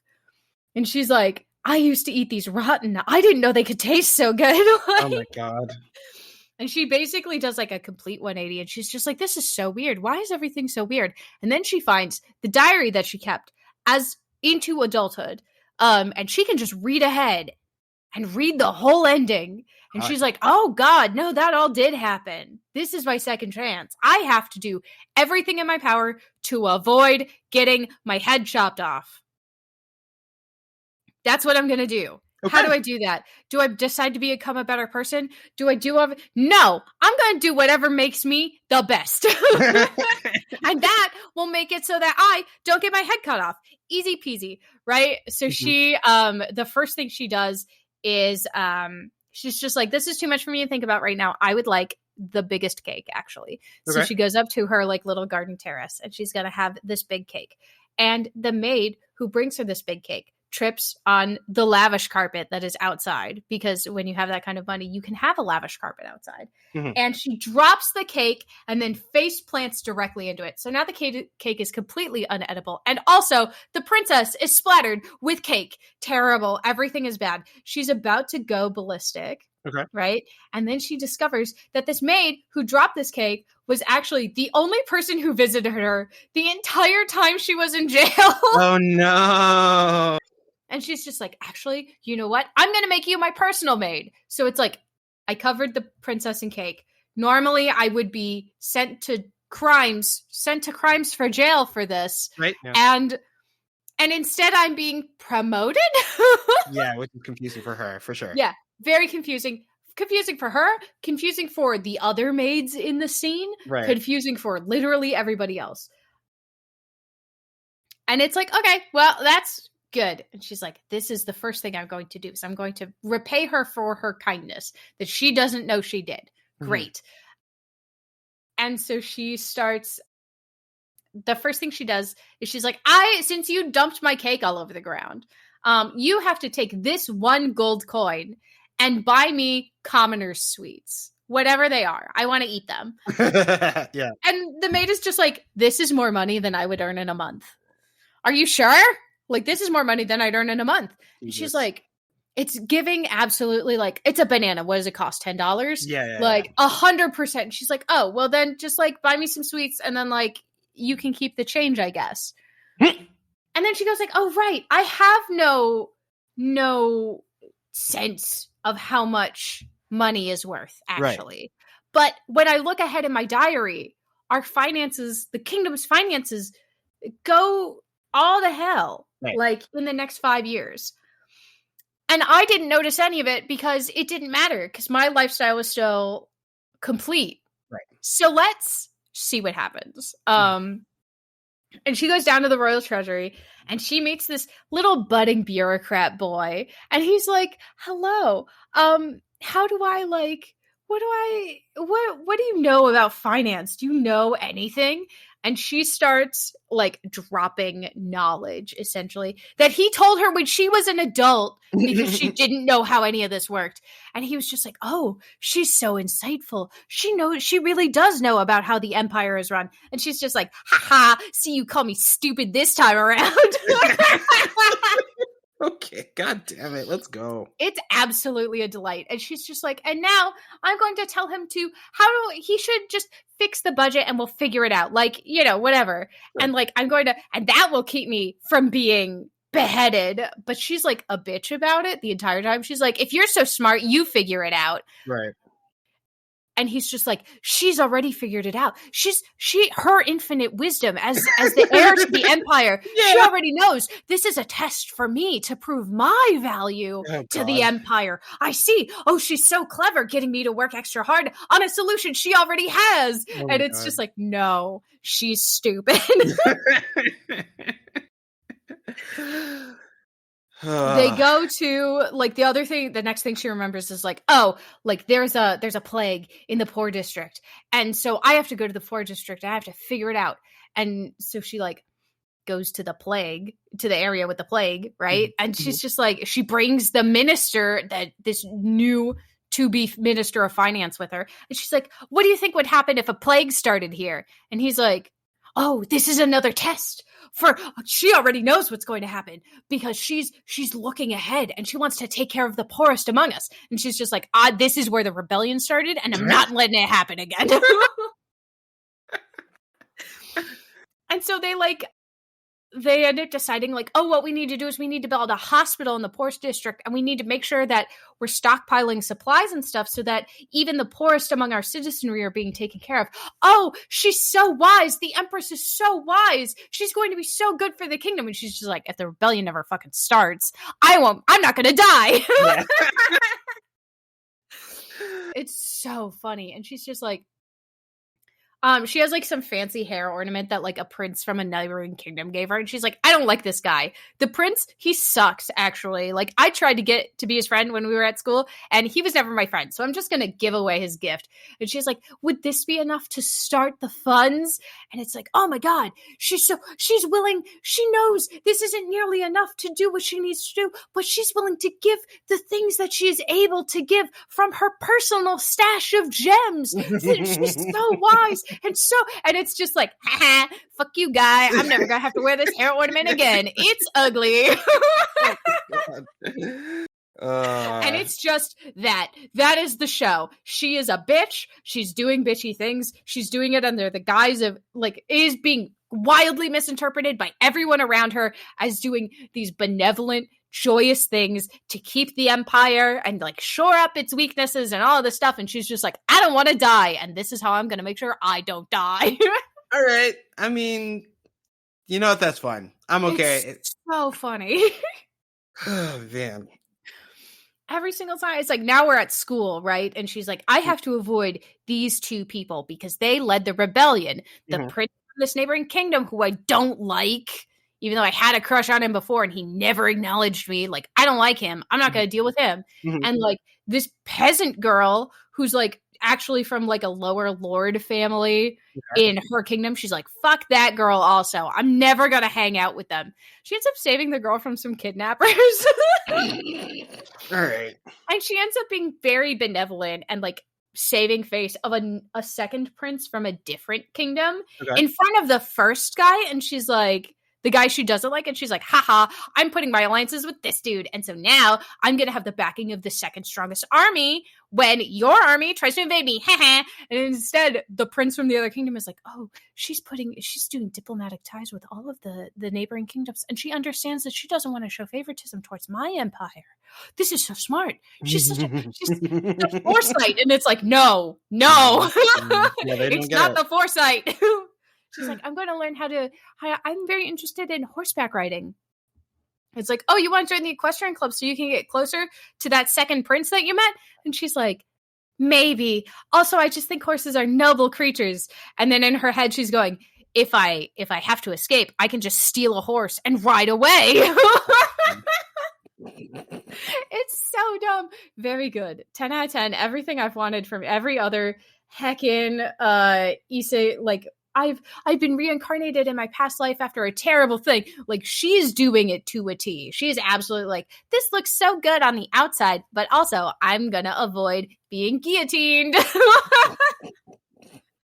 And she's like constantly thinking negative thoughts about everybody around her. She's like, you guys suck. Oh my god. The only person she like genuinely praises is her handmaiden, because she's just like, oh, she's so good actually. She can do no wrong. She was this pure the entire time. It's been a delight. Very silly, very good. Okay. The first episode starts very grim, though. You know. Yeah. But then the entire rest of the series is just like, haha, I'm just a little guy. It's my first day. Oh my god. All right. I mean, that's cool. Like, I like the idea that she's like, I like the duplicity of that particular character, and I think that is like, you know, another way to get them to like, I guess, get their shit together. That works with me. I'm cool. That sounds like fun. It's absolutely like she's doing this stuff out of spite, but she's accidentally making the right choices. And because she's doing it all like behind this frame of decorum, everyone thinks she's doing this for purely beneficial, like benevolent reasons. And it's not. It's all super selfish. But like no one gets that because they only see it from like, oh, the young future ruler of this empire is really looking ahead to like what the nation needs. And it's like, no, she's trying to save her ass. Yeah. So silly. Okay. So what do you think? You think you want her to still live? Yeah. Yeah, I want her to live. She's doing the right things, even if they're for the wrong reasons. And I think doing the right things is more important. You know? Sometimes persisting out of spite is important. Yeah, I get that. Yeah. I'm with it. But it's very silly. And it's very much like not what any of these other shows have been doing. They're all like, every single one is like, oh, I'm going to live my best life. I'm going to make sure that like, I don't end up being the villain. I don't end up doing this. And she's like, I want to live. I want to rule and I want to live. And I'm going to fix it so that I can do both of those things. And like, she only has the knowledge until she's like 16. After that, nothing. She's got nothing to go on. So like, what's going to happen immediately afterwards? Like, are these things going to result in a character change for her? Or is she still going to be the same selfish person underneath and she's not going to be able to like carry this any further forward? Who knows? I don't think I'm going to get that far because this anime is only 12 episodes. But like, it's an interesting thing to like think about, to chew on. True. And you gotta make sure someone buys the merch. Right, exactly. I want to dress that big. If I were her, also, I would be doing the same shit. I'd be sitting here going, I don't like that food. Maybe we can make it like a popular peasant dish and like make these really cheap so that they don't have to worry about food. That's what we'll do. It's so silly. Oh, man. If you could make a new peasant dish, what would you make? A new peasant dish? Ooh. Yeah, like it's something that is currently fancy that you would like choose to democratize. Motivations are free here. Just trying to pick a thing. I personally think like an entire roast bird could be a peasant dish. Okay. You know? There's lots of leftovers. The meat itself becomes very versatile, especially after the whole thing is cooked, you know?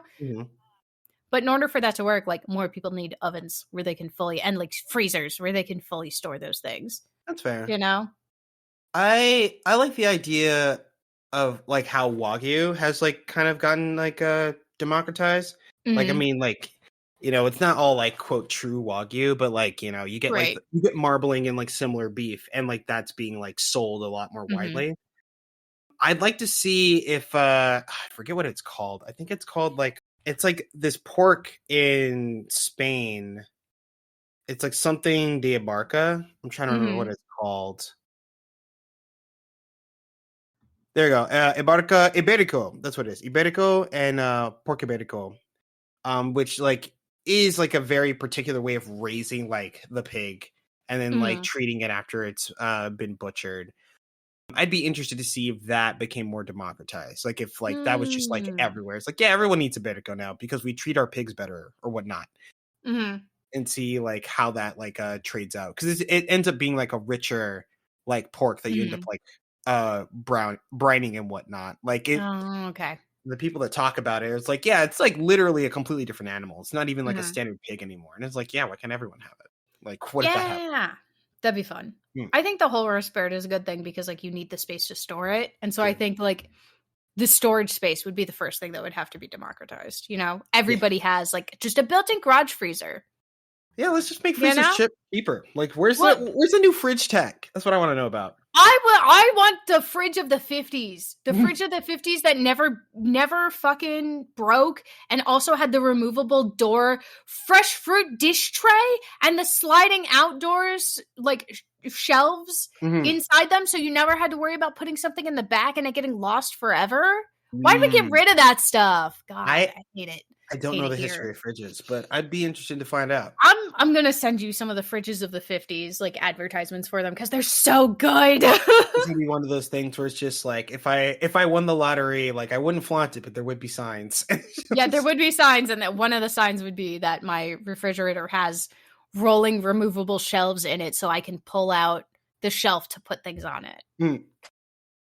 God, amazing. Anyway, how's Shy? Oh, well, I mean, you've been there. Yeah, I know. Shy's sick, honestly. I think it's so like Shy is a new magical girl anime with modern technology and whatnot. And the antagonist seems to be like people who have been like disenfranchised and have chosen to embrace that, like, I guess maybe like hollowness in their hearts, like the loss and whatnot, and try to like commandeer spaces. Their current Shy, who's like basically like a Sailor Venus and Sailor Mars were like mashed into a person. Like she and she has like fire powers, and she's facing down basically what appears to be the mother of another one of like the heroes, but like frozen as like a child, and she has ice powers and whatnot. And it feels like they're kind of doing like a Monster of the Week thing, except they're not wrapping it up in a week. This has been like what, like a 3 episode arc so far. Yep. And it's very good. The animation, the color is great. The character like development is solid. I'm having fun with it.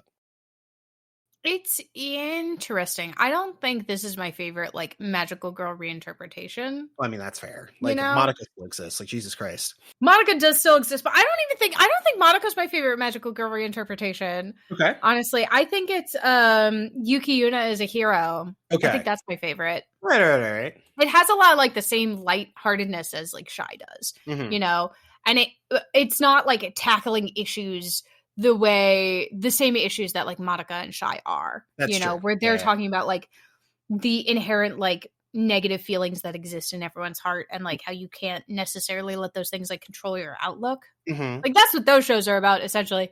Yuki Yuna as a hero is about like sometimes doing the right thing requires great personal sacrifice, and you will never be thanked for that. Yeah, okay. I hear that. It's good! God, Yuki Yuna as a hero is so good. I love the character designs. Anyway, but like Shy, we're really only spending time with 2 of the 5 heroes we've been introduced to. Right. Like the Russian hero, and Spirit, who's an alcoholic, and Shy, who is Shy. Like that's it. Then we have the Swiss hero, who's like a green medic kind of thing, which makes sense. Can't do the Red Cross because it's Geneva Convention.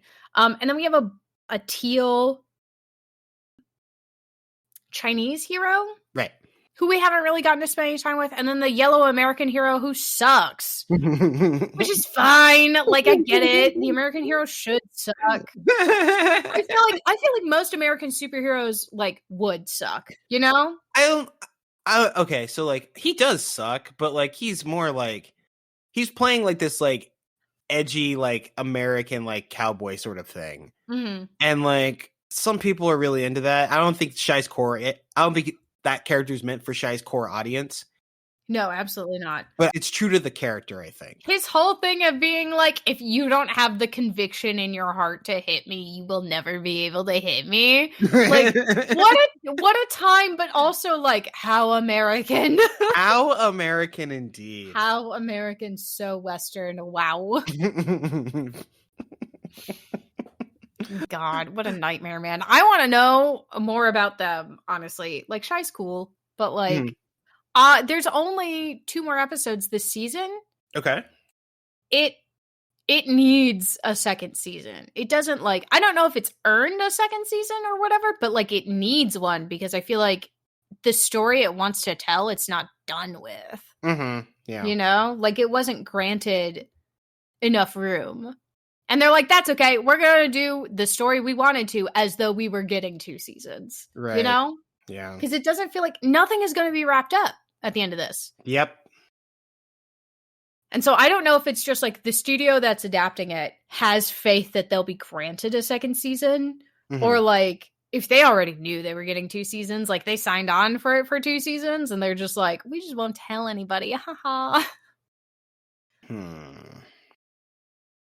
Yeah, I don't know. But at that point, why not just give it 24 episodes? Right? Yeah. Some of these other shows got 24 episodes. Yeah, there's no announcement of a season 2 at all. Like, and like at best it would be released like late next year, if not in 2025. And like there's just no news. Nothing. Yeah, they don't really come out. Typically, if something comes out in the fall, it comes out again in the fall. Right. You know? Yeah. And so I'm expecting, I think we'll get a season 2. Like they'll do the like post-credit scene or whatever, and they'll put the little peace sign up, and that's why we'll find out we're getting see you next fall or whatever, and we'll find out we're getting another season of it. But like, if not, I don't know what they're gonna do in 2 episodes. Yeah. Like we'll finish like Spirit's arc, and that's it. Yeah. That's not a nice little like wrap up point. I feel like at the very least, like it looks like at the moment Shy's like offerings will fail to be comprehensive. But they do have a manga that's been in print since like 2019, so there's definitely more story. I don't know if that means, but people have been saying that like Shy's been getting like good reviews, and they are better than average. I don't know, like it doesn't feel like season 2 is a slam dunk yet by its popularity. Right, yeah. But people do like it, so maybe that might be enough. I don't know for sure. It's also going to depend on if the anime has caused more manga to move. That's true. And we won't know that until the end of the season, because once the season's over, everyone who is like, oh, I don't know if they're getting a second season, but I want to know what happens next, they'll go out and buy the manga. Right. And like, if that uptick in sales is high enough, they'll definitely get a season 2. Yeah. Regardless of the initial anime's popularity. Because that's the thing that matters, right? Like, merch and book movement. I mean, people are going to buy the Shy merch, I think. Like, that's the thing. Like, people will, like, accidentally buy the Shy merch. You know what I mean? Like, they'll look at it like, oh, these characters look cute. Or, I love the look of this character. Let me get this figure. And they're like, oh, this is a show that I can watch? All right, that sounds great. And then they're like... Right, yeah. Yeah. I think that'll happen. I think the character design is enough to, like, sell merch at the very least. Do they sell for children? And I say children, I mean, like, 12-year-olds. Right. The, like, ring, the bracelet things that light up. Do you think they'll do that? I'd be interested. I'd be interested, but only if they did not come with voice lines. Yeah, I don't want them to have voice lines. I want them to do, like, the tap thing and make, like, some noise, maybe. But yeah, make the little, like, ting, and then, like, they light up a color, you know? That could be cool. Yeah.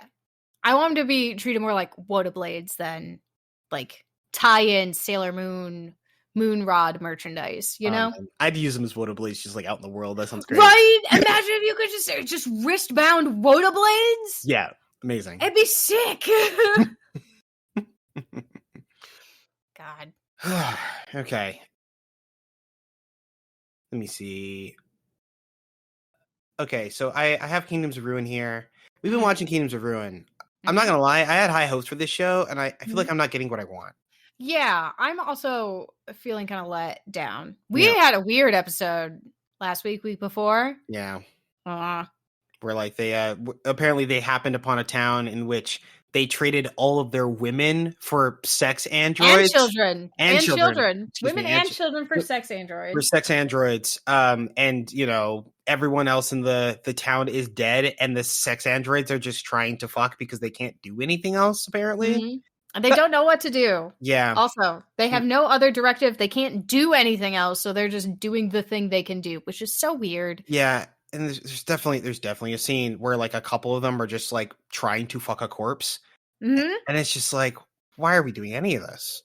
And then why was that scene so long? Why was that scene so long? That scene didn't have to be so long. They could have stopped it where it was like, I hear the noises and I know what that means. Yeah. And like, we could have stopped there, but no, then they had to show us. Yeah. And you know, they have the villain guy who like, they clearly want us to feel like he's a badass. You know, like he has the flying arms. There are 2 ninja chicks, and like he off screen killed them. It was like, you know, no difference, like low difference, no reaction or whatever. Or light work, no reaction. That's what it is. Yeah, light work, no reaction. And then like now they're facing off against like the pro tag, and then like the pro tag and like Dorothea gets smoked. I don't know if Dorothea is dead. She might be. Because Dorothea might be dead. Adonis is not yet dead somehow again. Right, yeah, because like Adonis, he's the main character. Like this is where plot armor's like apparent, you know? Like I don't think it's egregious yet. You know what I mean? Like I'm not happy with it, but it's just like, yeah, this is plot armor, whatever. We have a story to tell, I guess.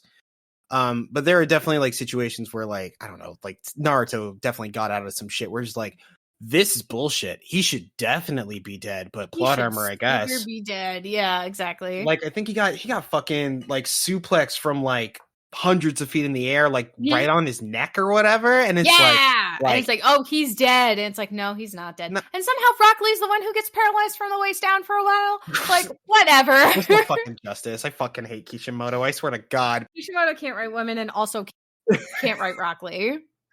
He can't write Rock Lee. But yeah, Kingdoms of Ruin is a show that we were really excited about. Like we were just like, this is going to be a big revenge story. It's all going to be revenge. And it's like, is this revenge? Yeah. It doesn't feel like justice. Yeah. But like, it doesn't feel like revenge either. It just feels like hate. Yeah. Like that's what I think. Yeah, I feel like it's lost its own plot, right? Like, yeah. No, and I think part of the reason it feels like it's lost some plot is because it's only 12 episodes and it needed more. I think that's fair. Like, I feel like I don't know if this is good, but I think this show either needed to restrict what it did and spend more time doing the world building and dealing with the witches, like, and explaining why they were important and that kind of thing. Like, that could have been season 1 if they wanted to, but like so many things have happened and it's making less and less sense why we're on this revenge trip. Right. Other than like, I want to be the edgy protagonist and you can't stop me. Right. And like, man, okay. So like the show seemed to have like this premise and like the kid was edgy. Like, I'm not going to pretend he wasn't, but like that's fine in a revenge story. Right. And like, they were clearly pitching something where it was just like, this is revenge against the Empire. It's magic versus technology. It's, and like the mages were wronged by mankind, despite being kind to them or whatever. And there's this one guy who's absolutely apeshit, and we're gonna let him loose. That's what they were telling us. That was the promise of the show.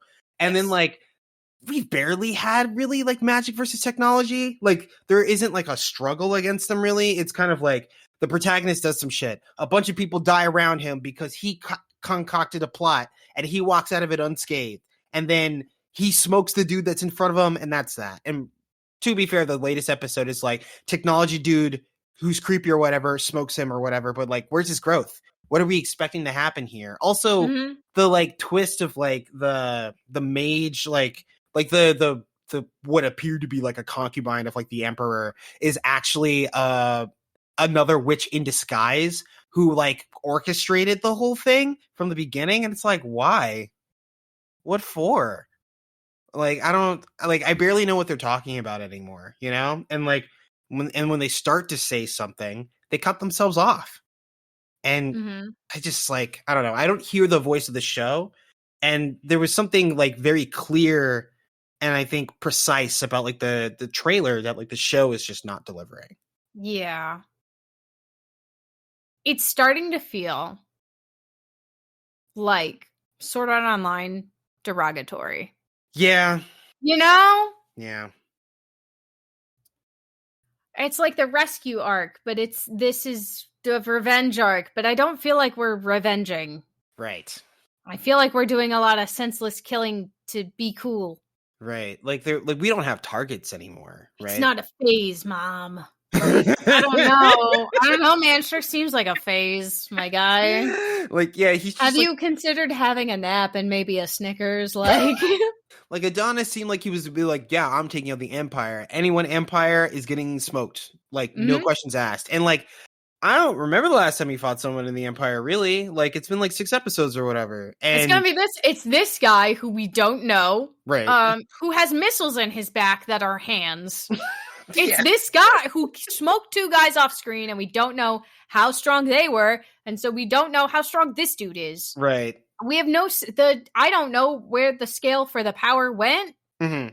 it seemed to be very clear at the beginning, and then it just fuck this. Actually, it just went. We don't need this. We're going rule of cool entirely. And it's like, but you established a power scale, and then it's just like rule of cool and creepy. Also, I don't know. I'm disappointed. Yeah.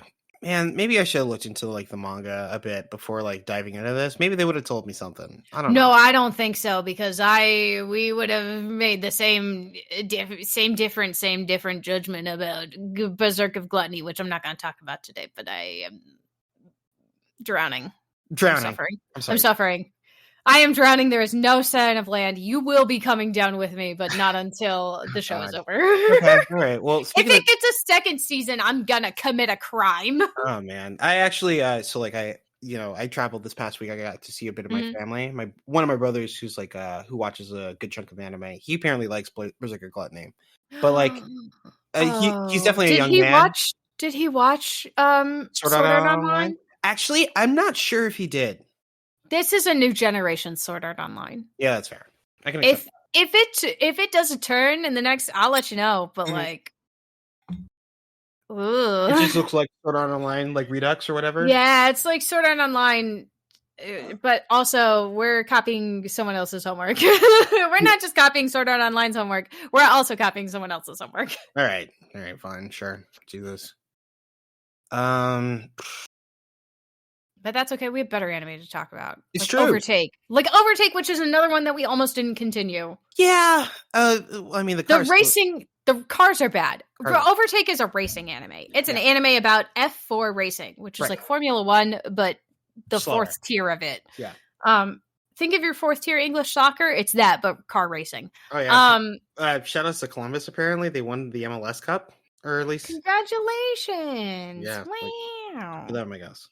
Yeah. But the cars are animated so bad. Mm-hmm. These cars are not. These race cars, they're not going fast. I could walk faster than these cars are going. And I don't exercise. Oh my god. God, it's so funny. But like the character work carries it. The drama is very good. Is doing all of the lifting. So good.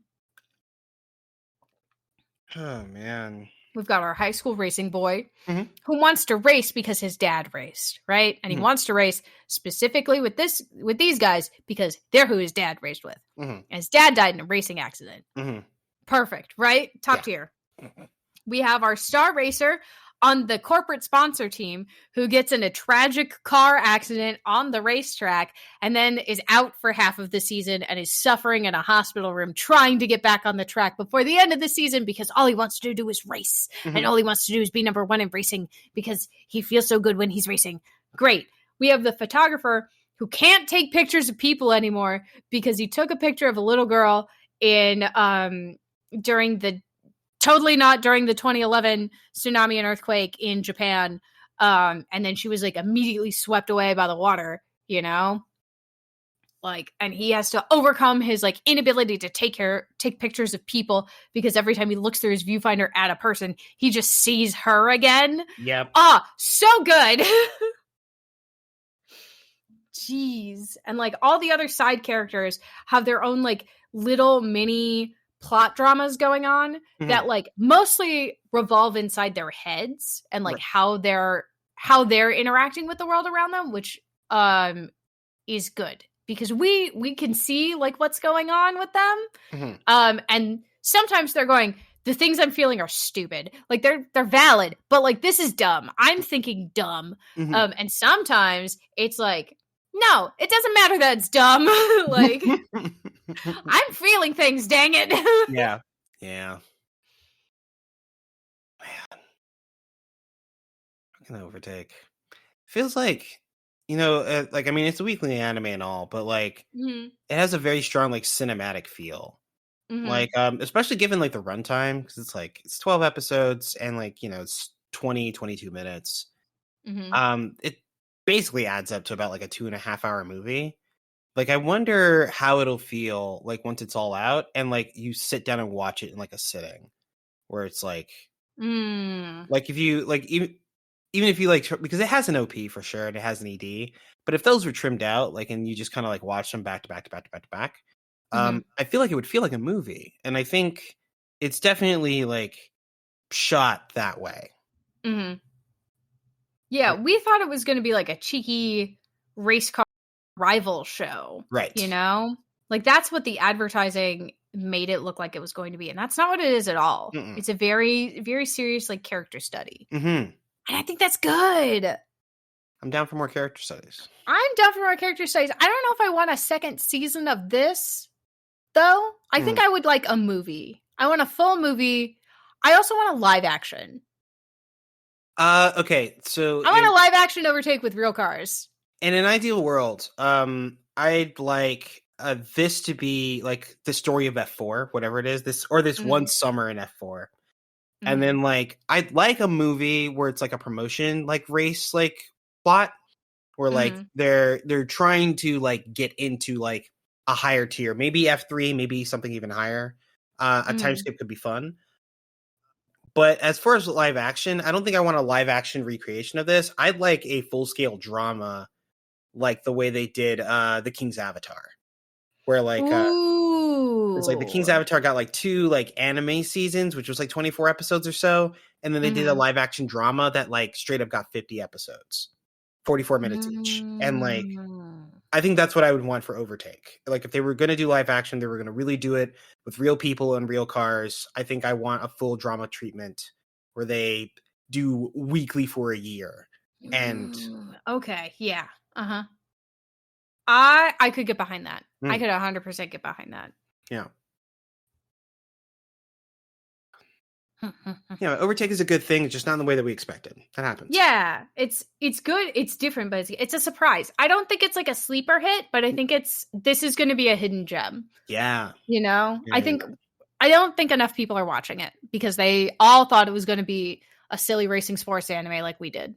Well, to be fair, they probably bounce off of it because there's other like there's actual silly racing like anime this week or this season. Mm-hmm. Like I think there's like Initial D successor that like tries to take on like modern street racing, right? Like including things like EVs and stuff. So like you know they probably watch like a couple episodes of Overtake and like, oh, this isn't what I thought it was going to be. I'm going to watch the other racing anime, and like that's fine. You know, I think they should come back and watch this one though. I hear that. Like, I mean, I think like the drama crowd needs to be like made aware this is a drama. This isn't like a silly street racing or a silly racing. Here's the thing. It's listed as a drama also online. It's just drama racing. That's all it said. And we were like, oh yeah, the drama of racing. I've seen Haikyuu. Let's go. You know? That's fair. Yeah, no. Maybe that was our mistake. That's fair. Yeah. It's 100% our mistake. But you know what? I'm not mad about it. This is a happy mistake. Mm-hmm. We were fools. Positive. Good for us. I'm glad we were stupid on this one. Tegan, tell me about Returners Magic Should Be Special. A Returners Magic Should Be Special is an anime where all of the main characters have rainbow hair. Oh, right. You did mention this. Yeah. Rainbow hair. Every character who's important. You can tell which characters are important and which characters aren't important because the characters who are important, their hair shines rainbow in the light like it's an oil slick. It's so funny. Doesn't matter what the base color is. Okay. That shine is rainbow. They do a rainbow rig around everybody's head so you know who's important. It's so stupid. It's so dumb. This one is also technically a reincarnation anime, but he's not been. I thought it was like I thought it was an isekai reincarnation, right? Because it's a returner's magic should be special, right? So like returning to what? Returning from where? Right? No, returning from the same damn world you've lived in. Actually, okay. Joke's on you. This is another anime that starts at the end of the show where the final party has defeated the Demon King, essentially. It's a very, very, very ugly CGI dragon that I feel like I could have beat with a magnet because the volleys were so bad, you know? It's one of those. I'm like, this guy ain't shit, actually, but everyone is getting smoked for reasons. Okay. They get very excited. They're like, oh, good. We've won. Now we just have to wait to be summoned back to like the starting town or whatever, the main world. Like that's what happens. We beat the bad guy. We just got to wait for the magic to kick in and send us home. Magic sure isn't kicking in. Well, I guess we'll have a nice little campfire and like maybe it's just because, you know, magic power of the world is out of whack. No, just kidding. Turns out there's a phase 2 of this boss fight that only happens after dark. Haha. Oh, okay. All right. The party is immediately smoked. Everybody dies so bad, but like they give you enough time in that like in between to be like, oh, what are you gonna do after we get home? You know? Okay. So they like, just give how her are we like gonna death flags like right there. Okay. Yeah, they give the entire party death flags, but you don't know that they're death flags yet, except that you know that the show is called A Returner's Magic Should Be Special. And then our protagonist is sent back to the very first day of magic school. Okay. All right. And then we get to learn about the magic system in this world, which is nobles have good magic and commoners, I guess, have magic. Technically. And it doesn't matter if the commoner's magic is actually good and the noble's magic is actually like really shitty. And I mean like good, like actually competent, and shitty, like actually can barely keep your tea warm, you know? It doesn't matter because we're using this magic class system as a way to discriminate against poor people. Oh, like Black Clover. Yeah, for sure. Yeah, like Black Clover, 100%. Okay. And so our hero is like, I know who ended up being the best people in the party, and all of them fucking died early on because they weren't trained up correctly, and I'm gonna fix that. Okay. So he, instead of like immediately trying to get into the top class, what he does is he decides that the best, which is what he did the first time, because he could do it, because it turns out he's very good at magic. Surprise. Yeah. He does a thing called, it's like, you know how in Black Clover he has that sword that like nulls magic? So like he can cut through people's magic and stuff. Right. Our protagonist has a cool magic that lets him turn your magic against you. Okay. So, like, he can catch your spell in midair and throw it back at you. Neat. For sure. That's his thing. Yeah. All right. And it's the bane of literally everyone's existence. Except ours, obviously. So he's like, instead of trying to, like, beat everybody up, you know, and, like, rise to the top of, like, the individual tournament bracket like I did the first time, I'm going to assemble a team of other poor people who I know are vital to the war effort that's going to be happening in 4 years when we graduate school. And I'm going to bring them up with me so they don't die. Okay. And his first pick is a girl who is technically from like a lower born noble family. Sure. She's considered poor, but she's not poor. And she wants you to know she's not poor. Fine. And she originally does not have rainbow shine in her hair. Okay. It's very important. But when he picks her for her party, and when she is convinced to join him and not join like the noble group that offered her a spot, he's like, they're just going to discriminate against you like super overtly, but you're going to feel like it's fine because you're like in their clique, and then they're immediately going to discard you as soon as you're no longer useful to them. Right. Like, join me instead. I'm poor too. It's fine. We can be friends together. But the reason he wants to pick her isn't just because she's the best wind mage ever to exist. Okay. It's also because they developed very strong feelings for each other in their time on the battlefield, and she fucking died. Like right after they confessed their love to each other. And he's like, I'm not gonna let you die, actually. Okay. Like, yeah, you're the best mage, but also, I like you still. I think you're cute, and I would like to be friends and maybe meet and hold hands. Yeah, okay, sure. I know, Nico. That's what happened. So she ends up joining him, and once she joins his party, she gets the rainbow shine in her hair, even though her hair is just brown. Okay. She gets like red, yellow, orange band shine now instead of just light brown shine. So now we know she's important, and she's saved by whatever the plot, I guess. What a twist. Yeah, exactly. And then he picks this little tiny boy with bright blue hair who looks like main character style material. Well, like side character, main character style material, you know? Like the girl just looks like a girl, but like this looks like an anime character, right? And he already has two-tone blue shine in his hair, so you know he like makes it kind of. He ends up being the best swordsman on the field because he has this rapier that only he can wield that easily cuts through anyone in the Demon King's army because it just like one-hit KOs demons. Neat. Yeah. He also ends up beefing it, but he beefs it later in the story than like the Wind Mage girl who we saved earlier. And right now he's having an existential crisis because he doesn't want to use the sword that literally is the thing that he uses the entire war. Mm-hmm. And our hero's like, why? You're like such a little light guy. Why do you keep grabbing claymores for sword practice? They are bigger than you are, and you don't seem to be wielding them as well as you could otherwise be. And he was like, I'm not going to use that sword. It's my dad's sword. My dad was some noble dude. And he knocked out my mom and then abandoned her in the gutters. Yeah, I mean, that makes some sense. And he left us the sword. And I thought it was that he left us the sword as like a symbol of like recognition for me. And if I could be a good enough swordsman, then he would come meet me. And it turns out this sword is worth nothing. This is a shitty sword. The blade sucks. It's like low quality and terrible. So fuck this sword. I'm gonna sell it for money. And it's like, and their main boy's like, don't do that. And he's like, too late. I already fucking did it. And he has to go now to hunt down this sword or whatever. Yeah, he has to go hunt down this sword at a pawn shop, right? Yeah. Okay. Sure. Let's do it. And yeah, and naturally, the pawn shop guy sells it to him because he's like, this sword fucking sucks, man. You want like, what, $10 for it? I'll give you $10 for it. Like, that's fine. So he buys the sword and he holds it like handle out to his friend. He's like, all right, yeah, take your sword back. It's your sword. And his friend like grabs the handle of the sword. And then instead of like letting him just have the sword, he pulls the sheath off it. And it turns out it's a magic glowing sword now. Wow, why is that?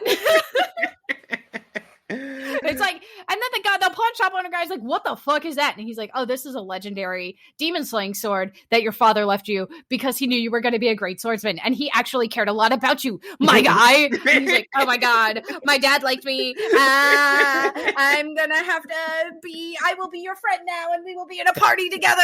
Yeah, okay, fine. Well, let's do it. Fine. And now our 3-man team is formed and we're off to fight in a tournament arc so that we join the right group for the Demon King army. And the thing is, he's not pursuing the people who he knows ended up in the Demon King army, like in specifically the battalion he was in, which was like a 6-man, like hotshot squad, essentially. The reason he was in it at all was because he's like the only one they know that can use null magic or like whatever, conquering whatever the command magic, I think is what they call it, because you're commanding other magic.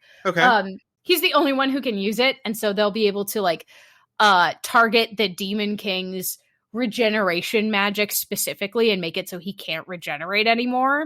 So like he knows that's how he gets on the team, and he's not pursuing any of the other people who go to his school who he knows end up on his team, because he's like, they're gonna be fine, they're gonna get there, I don't have to worry about them. They're going to do their own thing, and as long as I don't interfere, we should all end up in the same squad again. But he's already fucking it up because he's bringing 2 extra people.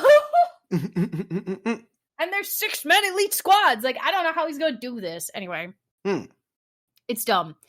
It's dumb good.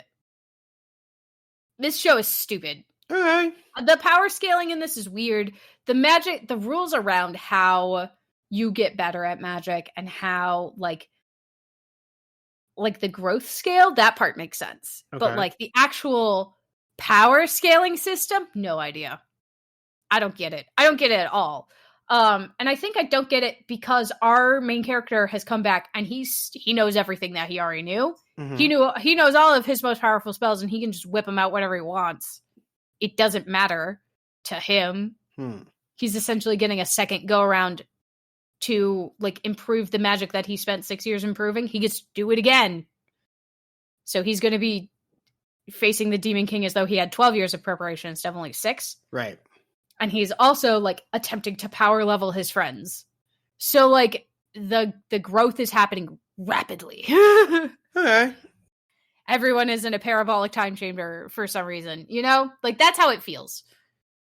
I don't know where the ceiling is anymore. This does seem really interesting because, like, I mean,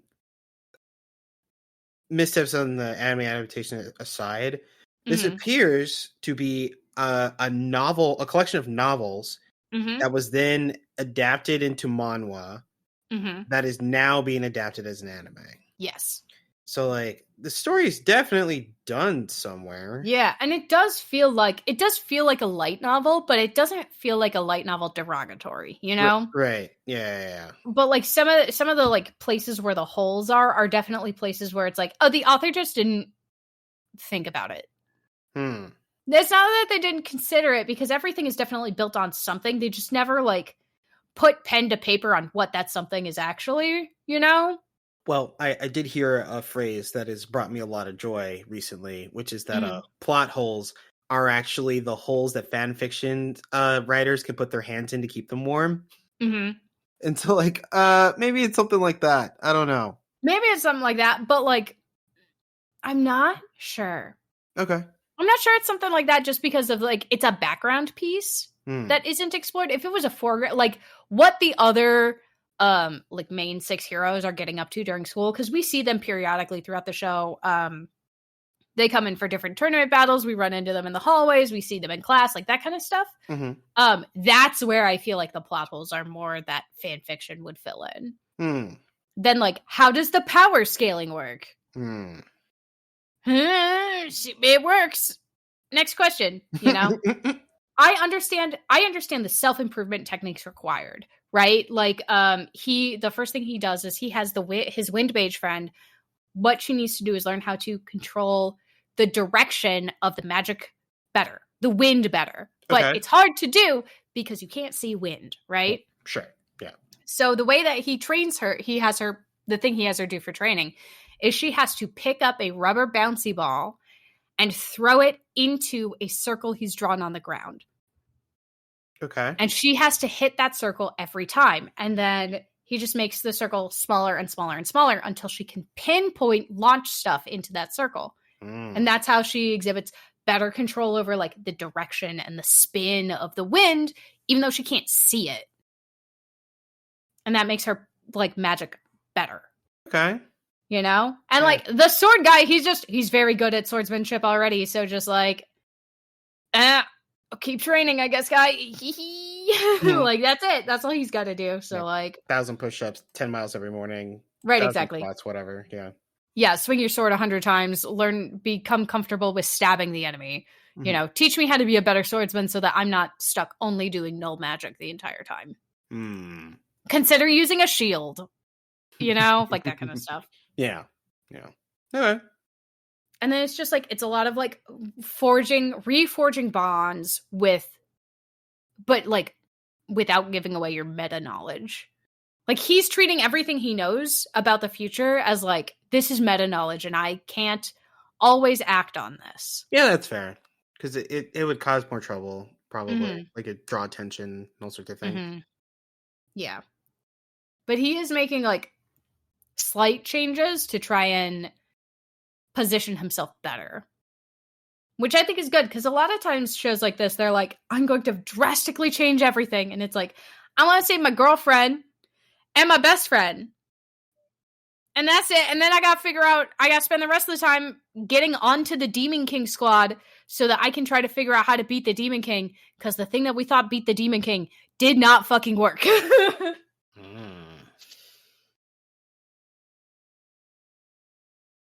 And we thought it did. And it sure didn't. So I got to get on that team and be like, that's great.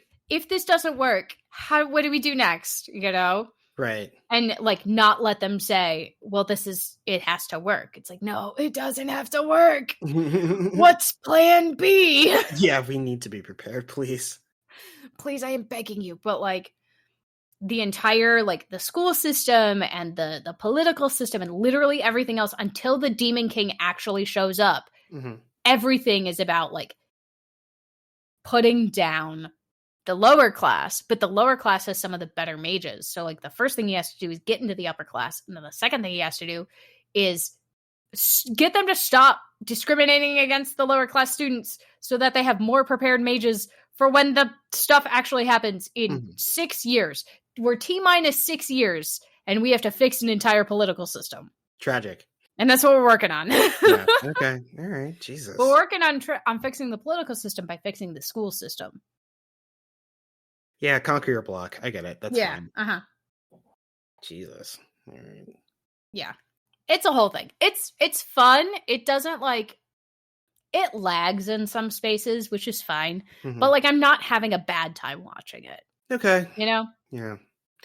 God, I might have to watch this because it feels like Black Clover to me, and I miss Black Clover. I would check it out. I don't think it's not the same as Black Clover. I will say that. It's like it's inspired by Black Clover, I think. I mean, that's cool. That works for me. Okay. But I don't want you to get your hopes up. Yeah. No, I mean, like, Black Clover did a couple things that were, like, really specific that I liked. Like, the idea that there was, like, cooperative combat in, like, unique ways that you didn't expect. It did found family without it really being that cheesy. Mm-hmm.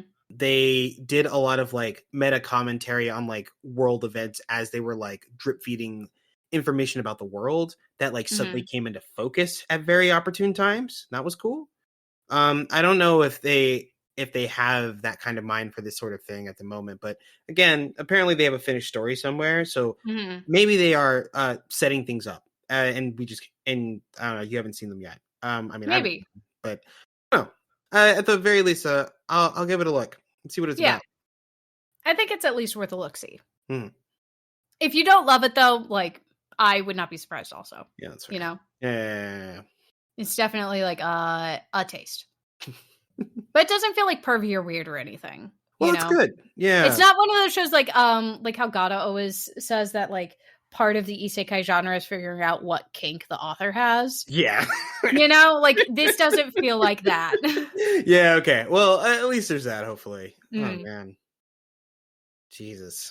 There are a lot of those, actually.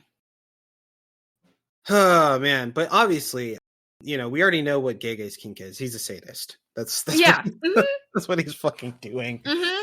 JJK Season 2 has been a wild ride. Shibuya Incident is everything that the manga readers have been promising us.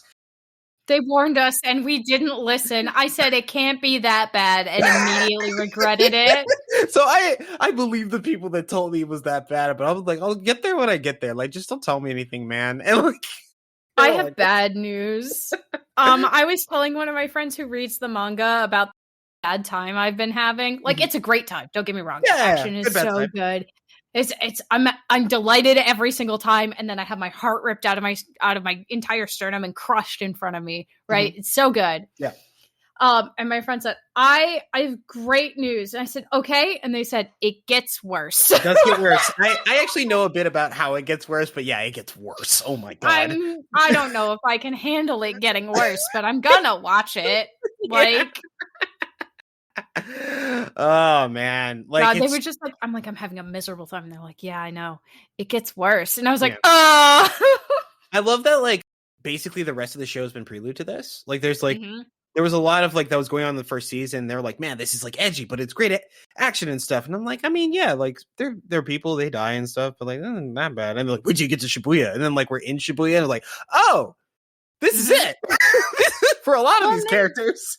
They did a really interesting thing. I don't know if this is the exact order they did it in the manga, right? Okay. Because I'm an anime only. Sure. But the first half of season 2 was all Gojo and Geto, yeah. Gojo and Geto like hanging out, interacting as like young, as like their own jujutsu sorcerers, but like in school under a mentor, right? Yeah. Into like the event that split them apart into different facets, right? But no longer inextricably tied together the way that they were before, right? And they did a really interesting thing where they're trying to deliver this girl, right, to like the center of the jujutsu school, right? Remember that? That's what was happening. And they killed her right in front of Geto. Right? And he just stood there for a minute. Yep. Right? And you know who just did that? You know who just did that? Who just went through a very similar thing? Yeah, it takes. Is our boy. It's Yuji. They killed his best female friend right in front of him. Yep. And he just stood there, and I was just like, oh shit. It's the same. Oh man. And he just had a meltdown about how he's a mass murderer because he's destroyed all of Shibuya in 7 minutes. Sukuna just destroyed Shibuya in 7 minutes. That fight with Maharaga was 7 minutes long. That's it. And he just like not even 10 minutes later, he sees both Nanami and Nobara die. Yep. Like that, not 10 minutes later. Hello. I think this is his incident. You know, not just like this isn't his incident, like the Shibuya incident. His incident. This is where he sees the path Gojo would want him to walk down and goes the opposite direction. You know, that's what I think is happening here. Okay, or has the potential to happen, like how Geto walked away from Gojo. Right. Yeah. No, I get that. I don't think that's what's happening, but I see that line. One thing that I am interested in is that like you know how anime OPs usually kind of tell the story of the season you know, in symbolism and whatnot, and a lot of it has been amazing. And I think about that last shot of Yuji where he kind of turns away and walks toward the water, and like I could see how that ties into that particular idea. I don't know if that's what's going to happen. I do want to. The thing is, like in the first OP, in the season 1 OP, Yuji's in the train, right? Right, asleep. And yeah, he's asleep in the train, but the train is filling up with water. And the further you get in that season, the more the train has filled up with water. So I think this is more him like returning to the water as like after he's escaped it. Okay. I'm interested. It's a thought. Yeah. I'm having a think.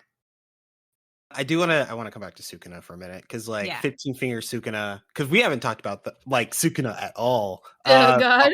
On this, because Sukuna, he didn't matter. He mattered at the very beginning, and then we never saw him again. Yeah, and Sukuna has been popping off. They set up a situation where Yuji gets knocked unconscious, and then they feed Yuji a bunch of Sukuna's fingers to the point where there's at least 15 fingers of Sukuna's 20 inside of Yuji's body. And Sukuna awakens, and they start trying to make requests. He demands that they bow, and there's a character who didn't bow low enough. Yeah, and he just cuts her head off immediately. Yeah, another one just lost a tip of his dome, and he's like, "Oh, did you think that was low enough?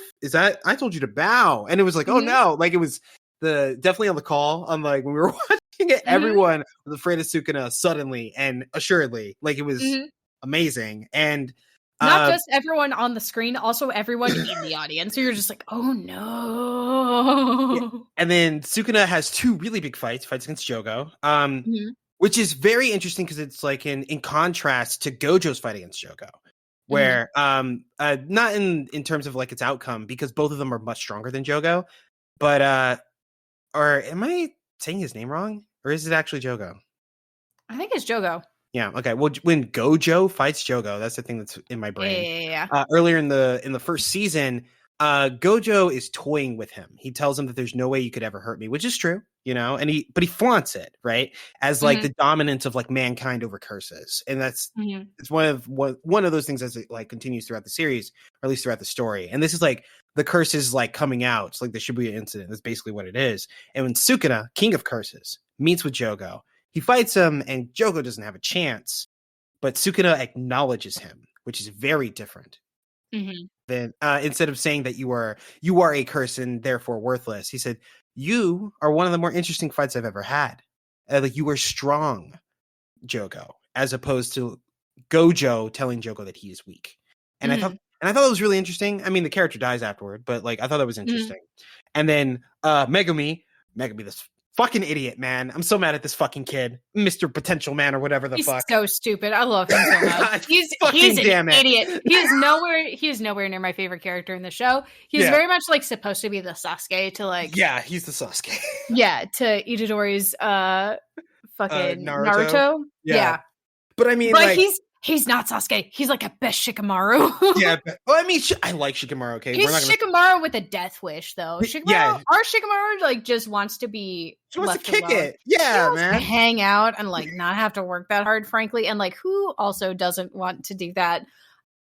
But Megumi Shikamaru is just like, I'm annoyed. I'll do the thing, but I'm mad about it.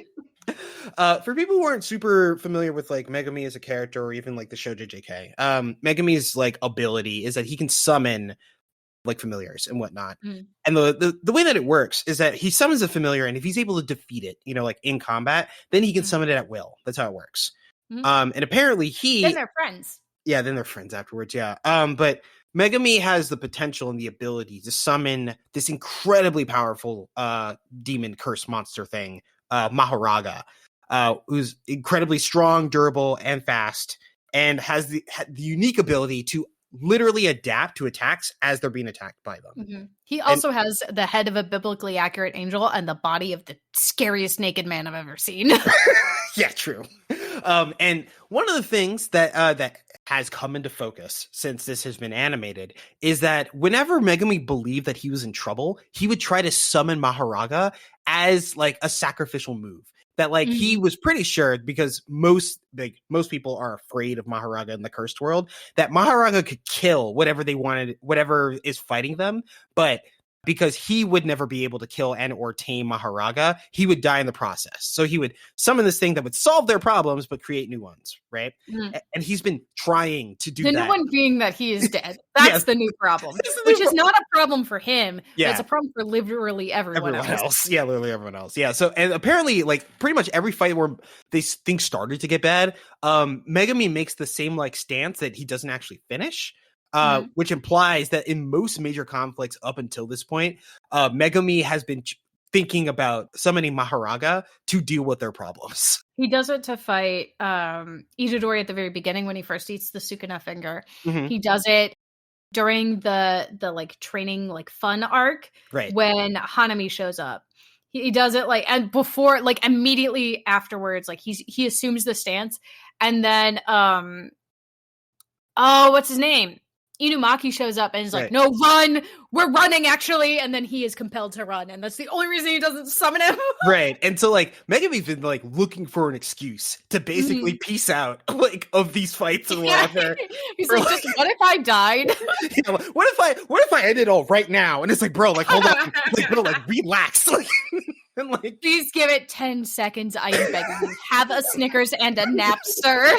But this time, Megumi's by himself, and there's no one around him, and he's just like, oh god, Sukuna's loose, this is it, I'm gonna do it, and he does it. And so he's out cold, right? And Maharaga is running around, and Sukuna meets him, and Sukuna's been fucking around a lot throughout this, like, even to the point where he, like, during the Jogo fight, he's, like, gonna detonate, like, a solar explosion or whatever, and he just, like, stands around a bunch of people, and he's like, none of you are going to be able to move until I say go, and it's, like, seconds before the explosion reaches them, and everyone's frozen, because they're like, do I defy Sukuna and die right now, or do I wait until he says go, and then try to run away from the explosion? And they are trying to do the quickest maths I've ever seen in my life. The map was mapping, and everyone said, actually, I will wait. Wait, and then he says go, and everyone runs faster than they've ever run before. I will take my chances with the fireball, thank you. And oh fuck, but Sukuna decides that he's gonna fight Maharaga, and he ultimately fights it in like one of the most complex like animation sequences that I've seen in recent memory, that was rushed to air because MAPPA has not been giving the artist the space to work, and has been reported only 30% complete, which is absolutely insane to me. That's but so wild. I can't wait. That means it's going to be 100% complete for the Blu-ray DVD release. Yeah, that's three. That means it'll be 3 times better somehow. 3 times. As soon as it's able to be pre-ordered, I'm pre-ordering it. Yeah. You're there's nothing. There's no way. There's no way. I don't know how you improve on that fight, but okay. Yeah. You can try, I guess. That'd be really wild. But yeah, like, that fight happened. Fuck. Sorry. I don't want to talk too much about it because I actually know what happens next. And it is worse. It is worse. Everything is bad. Everything is bad and it's getting worse. Yeah. Is the joy. Here's the thing. We have, JJK is getting 23 episodes. So we are very close to the end of the Shibuya incident. And like everything has been going like the first half of this season, like the very first half of it was just like, this is going to be about the backstory. Haha, so fun. And then it was like, now in part 2 of the season, we're going to first do the slow part where like we tell you minute by minute how quickly things are happening, right? And then we're just going to forget to update you on that timeline for the rest of the night. It's only 11:30 p.m. The Shibuya incident started like 9:10 or something? 8 o'clock is when Gojo showed up. 7 o'clock is when the dome went down. Okay. So like from in 3.5 hours, everything has happened. Everyone has died, and it's getting worse. It's not getting better. It's getting worse. Toto just showed up. I'm afraid for him. I'm so excited about Toto being here, actually. Toto, I hope he's good. He has been a breath of fresh air in this moment, which I think we all needed. Right. But I am afraid for him. I hear that. The fact that like Mechamaru specifically was like, I'm going to trick all of my class into not being there so that only the Tokyo school dies. Wild. Oh, that's so shitty. That's so shitty. Also, Mechamaru is pretty confident that Toto is going to live. Yeah, he's pretty confident that Toto's going to live, which is fine. You can be confident that Toto was going to live. I was confident that several people were going to live, and I was wrong. You can be wrong about things. It's okay. With Tegan, they are the exception. They are my friendo. God damn it. I love this dumbass show. It's I mean, Gege is definitely a monster. Like for sure. Like there's a good reason when they started obscuring the addresses of like popular mangaka, and I think that's just, but holy shit, man. Oh my god. Gege, listen, I just want to talk. Fucking Gege, god damn it. I just want to talk. But yeah, yeah, that's one of the big ones. But honestly, it's not even my favorite series this season. Yeah, there's still a couple more that we're going to talk about that I think rival JJK season 2. Like, I mean, they're action heads that will argue with me, and you can argue with the wall, argue with your mom. Like, that don't mean anything to me. But Tegan, I think, is taking point on both of those, if I remember correctly. Oh yeah, I am. Haha. I'm gonna go with Apothecary Diaries first. Okay. Because it's good. It's good, but it's different good. You know? We've been the way that we've like structured our evenings for the animes, we try to get a good flow going, essentially. And Apothecary Diaries is the first of our 2 wind down anime, and of course the wind down animes are the best ones at the end of the night, so everyone wants to stick around. Haha. Got him. I tricked you. Apothecary Diaries it follows a girl named Mao Mao and her adventures in the inner palace in a Chinese court. It's great. It's so good. It's so pretty. It's not magical necessarily. It's all based in like early science. But it's very, very fun. And it's definitely more of a character study, but it's a mystery drama kind of thing. With a lot of very fun like slice of life elements included, I think. But she's the adopted child of an apothecary. And because she learned how to read, because her father taught her how to read, she was unknowingly captured from kidnapped essentially from the pleasure district where she was originally working, and sold to be like a laundry serving girl in the inner palace because she was a woman, and like only women can work in the inner palace essentially because it's full of the emperor's concubines. Right. And so you just can't be tempted in that particular garden, as they say. And she is essentially outed for being able to read, and then moved to working for one of the concubines specifically, who like doesn't really take a lot of people for specific reasons that have not yet been discussed in the show. Mm-hmm. But she's able to solve like a mystery that's like making several of the concubines sick and also their children, which is a whole thing. And like that's really part of the like the main reason that she's like outed as someone who can read and also is like promoted specifically into that concubine's home. And then she just gets called on randomly now and then to solve mysteries. But they're all like fun. Well, I don't know if they're fun.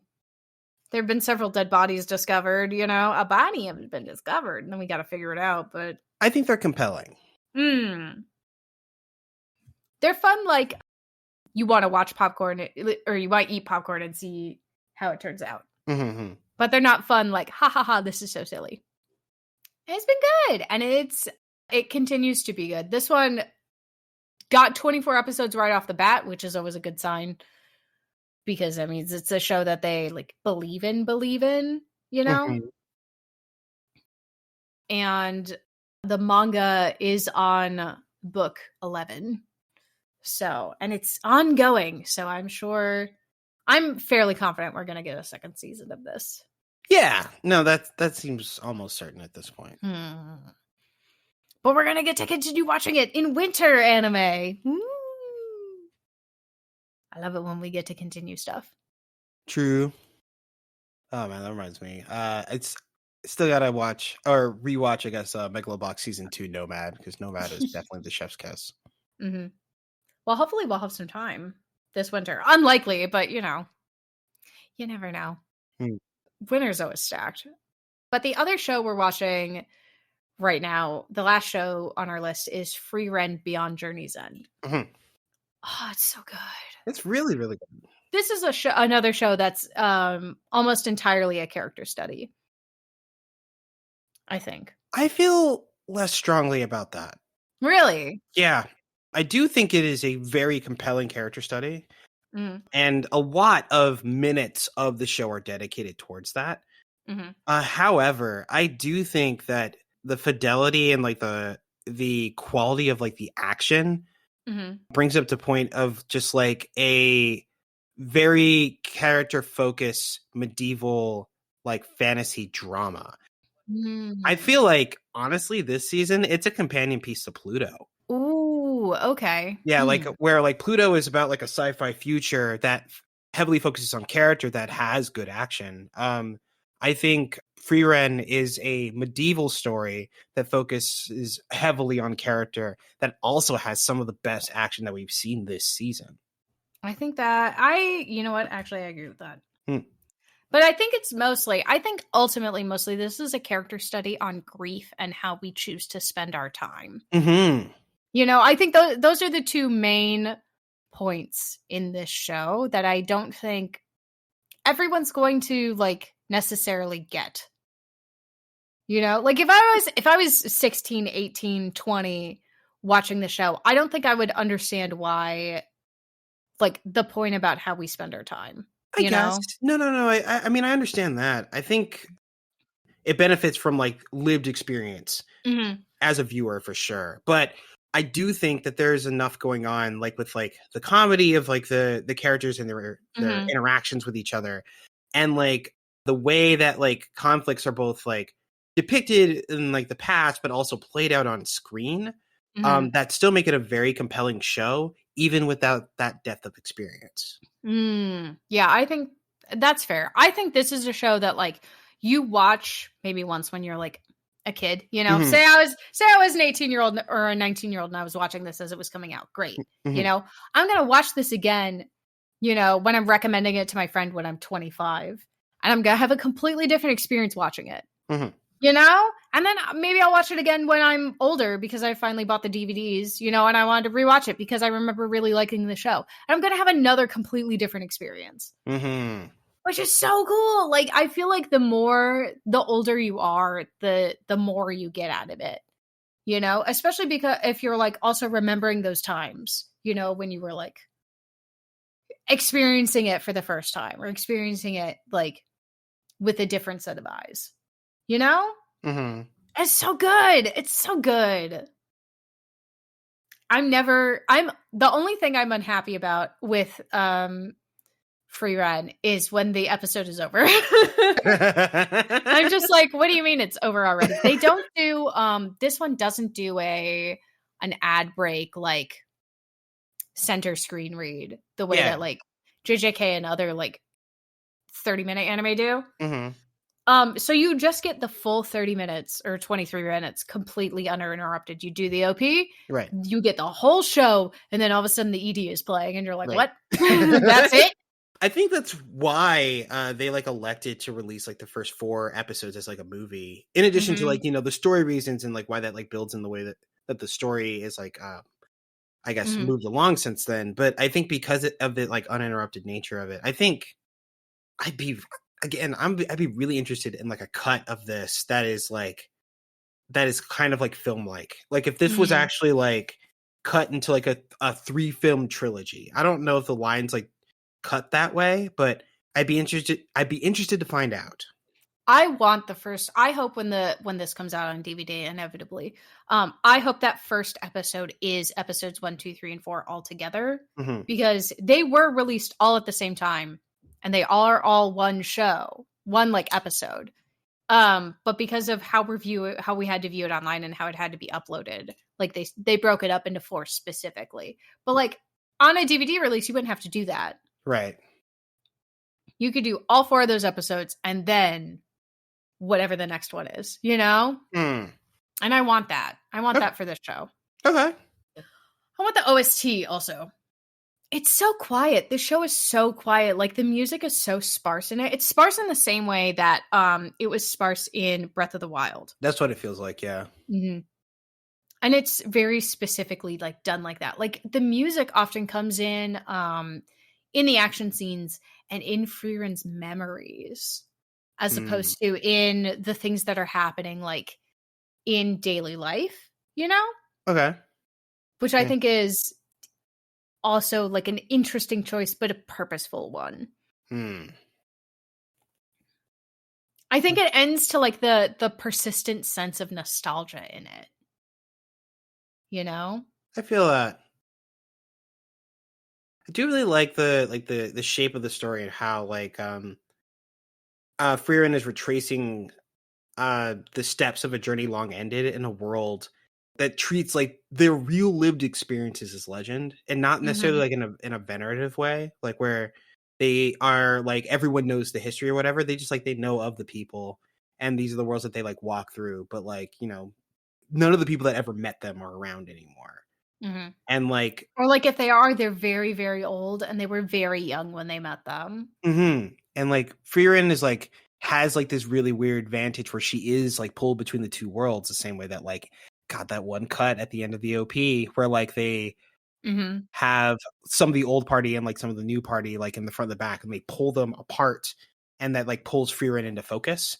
And it's like you need the unique context from like these 2 worlds, one that basically doesn't exist anymore and the one that they're walking through, to really understand like Frieren as a whole. I think it's really cool. It's very good. It's so good.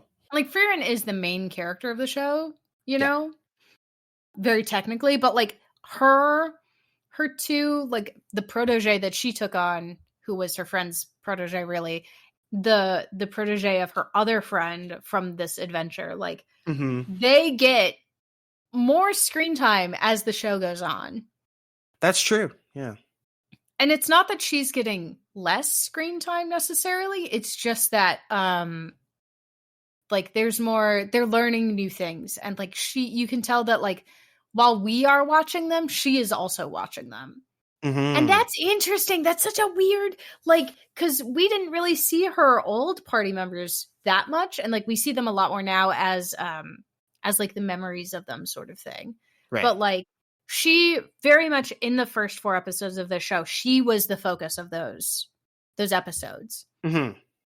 But as she is developing this bond with these new party members, they are the focus because that's where she is focusing.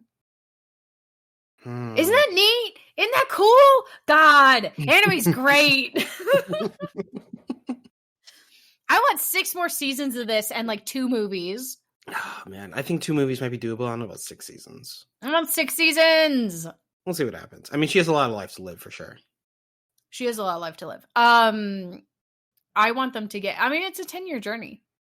That's true. 6 seasons is about 10 years. If they're each 24 episodes long. Yeah, I guess that's fair. You know? That's 5 more seasons technically, but like they're 2 seasons in length, so it's just like, and it straddles the year. It could be cool. Could be cool. I'm just saying we could go on our own 10-year journey here. I wonder if like Frieren. I wonder if like the party members like shift at all. I don't know if these party members will shift. I think we're pretty solid in our like current group of 4. Mm-hmm. And I'm not sure that this show would kill them in battle. That's fair. Yeah, you know? I don't think that's what this show's about, really. I'm not saying it's like they have plot armor. I'm just saying I don't think that's a point they want to do. You know, right. Could be interesting. Maybe we get a Himmel. Maybe we get a replacement Himmel in the party, and he beefs it in an episode.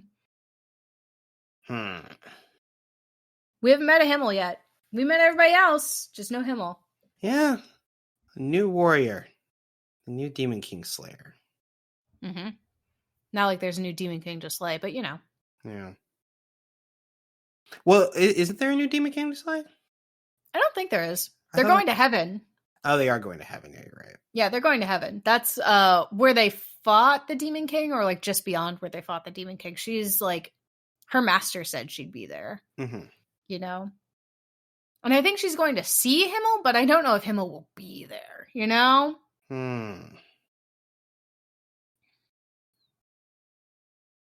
Could be interesting. I don't know. I mean, I'll watch it. I'll watch it. Yeah, I'm gonna watch it. I'll watch anything with Frieren on it at this point. Fair. Okay, Teeks, as much as I'd love to do a deep dive into the winter season's like offerings, we've been here for 3 hours. Oh, you're right. Oh no, we don't have time. Yeah. Oh no, you'll just have to join us in January and be surprised. Yeah. I mean, if you're in the Discord, like you'll probably see us like buzzing about it from time to time. I know there's a couple of things that have already happened. Like there's a new Bleach trailer out. And I mean, this is not going to show up next season, but they did just announce that they're remaking One Piece, so we'll see how that goes.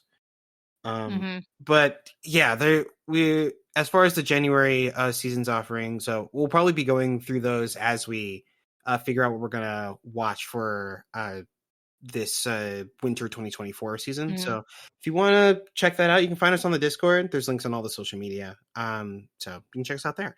Yep, we do have a couple things that we know we're going to be picking up. High Card Season 2, absolutely, for sure.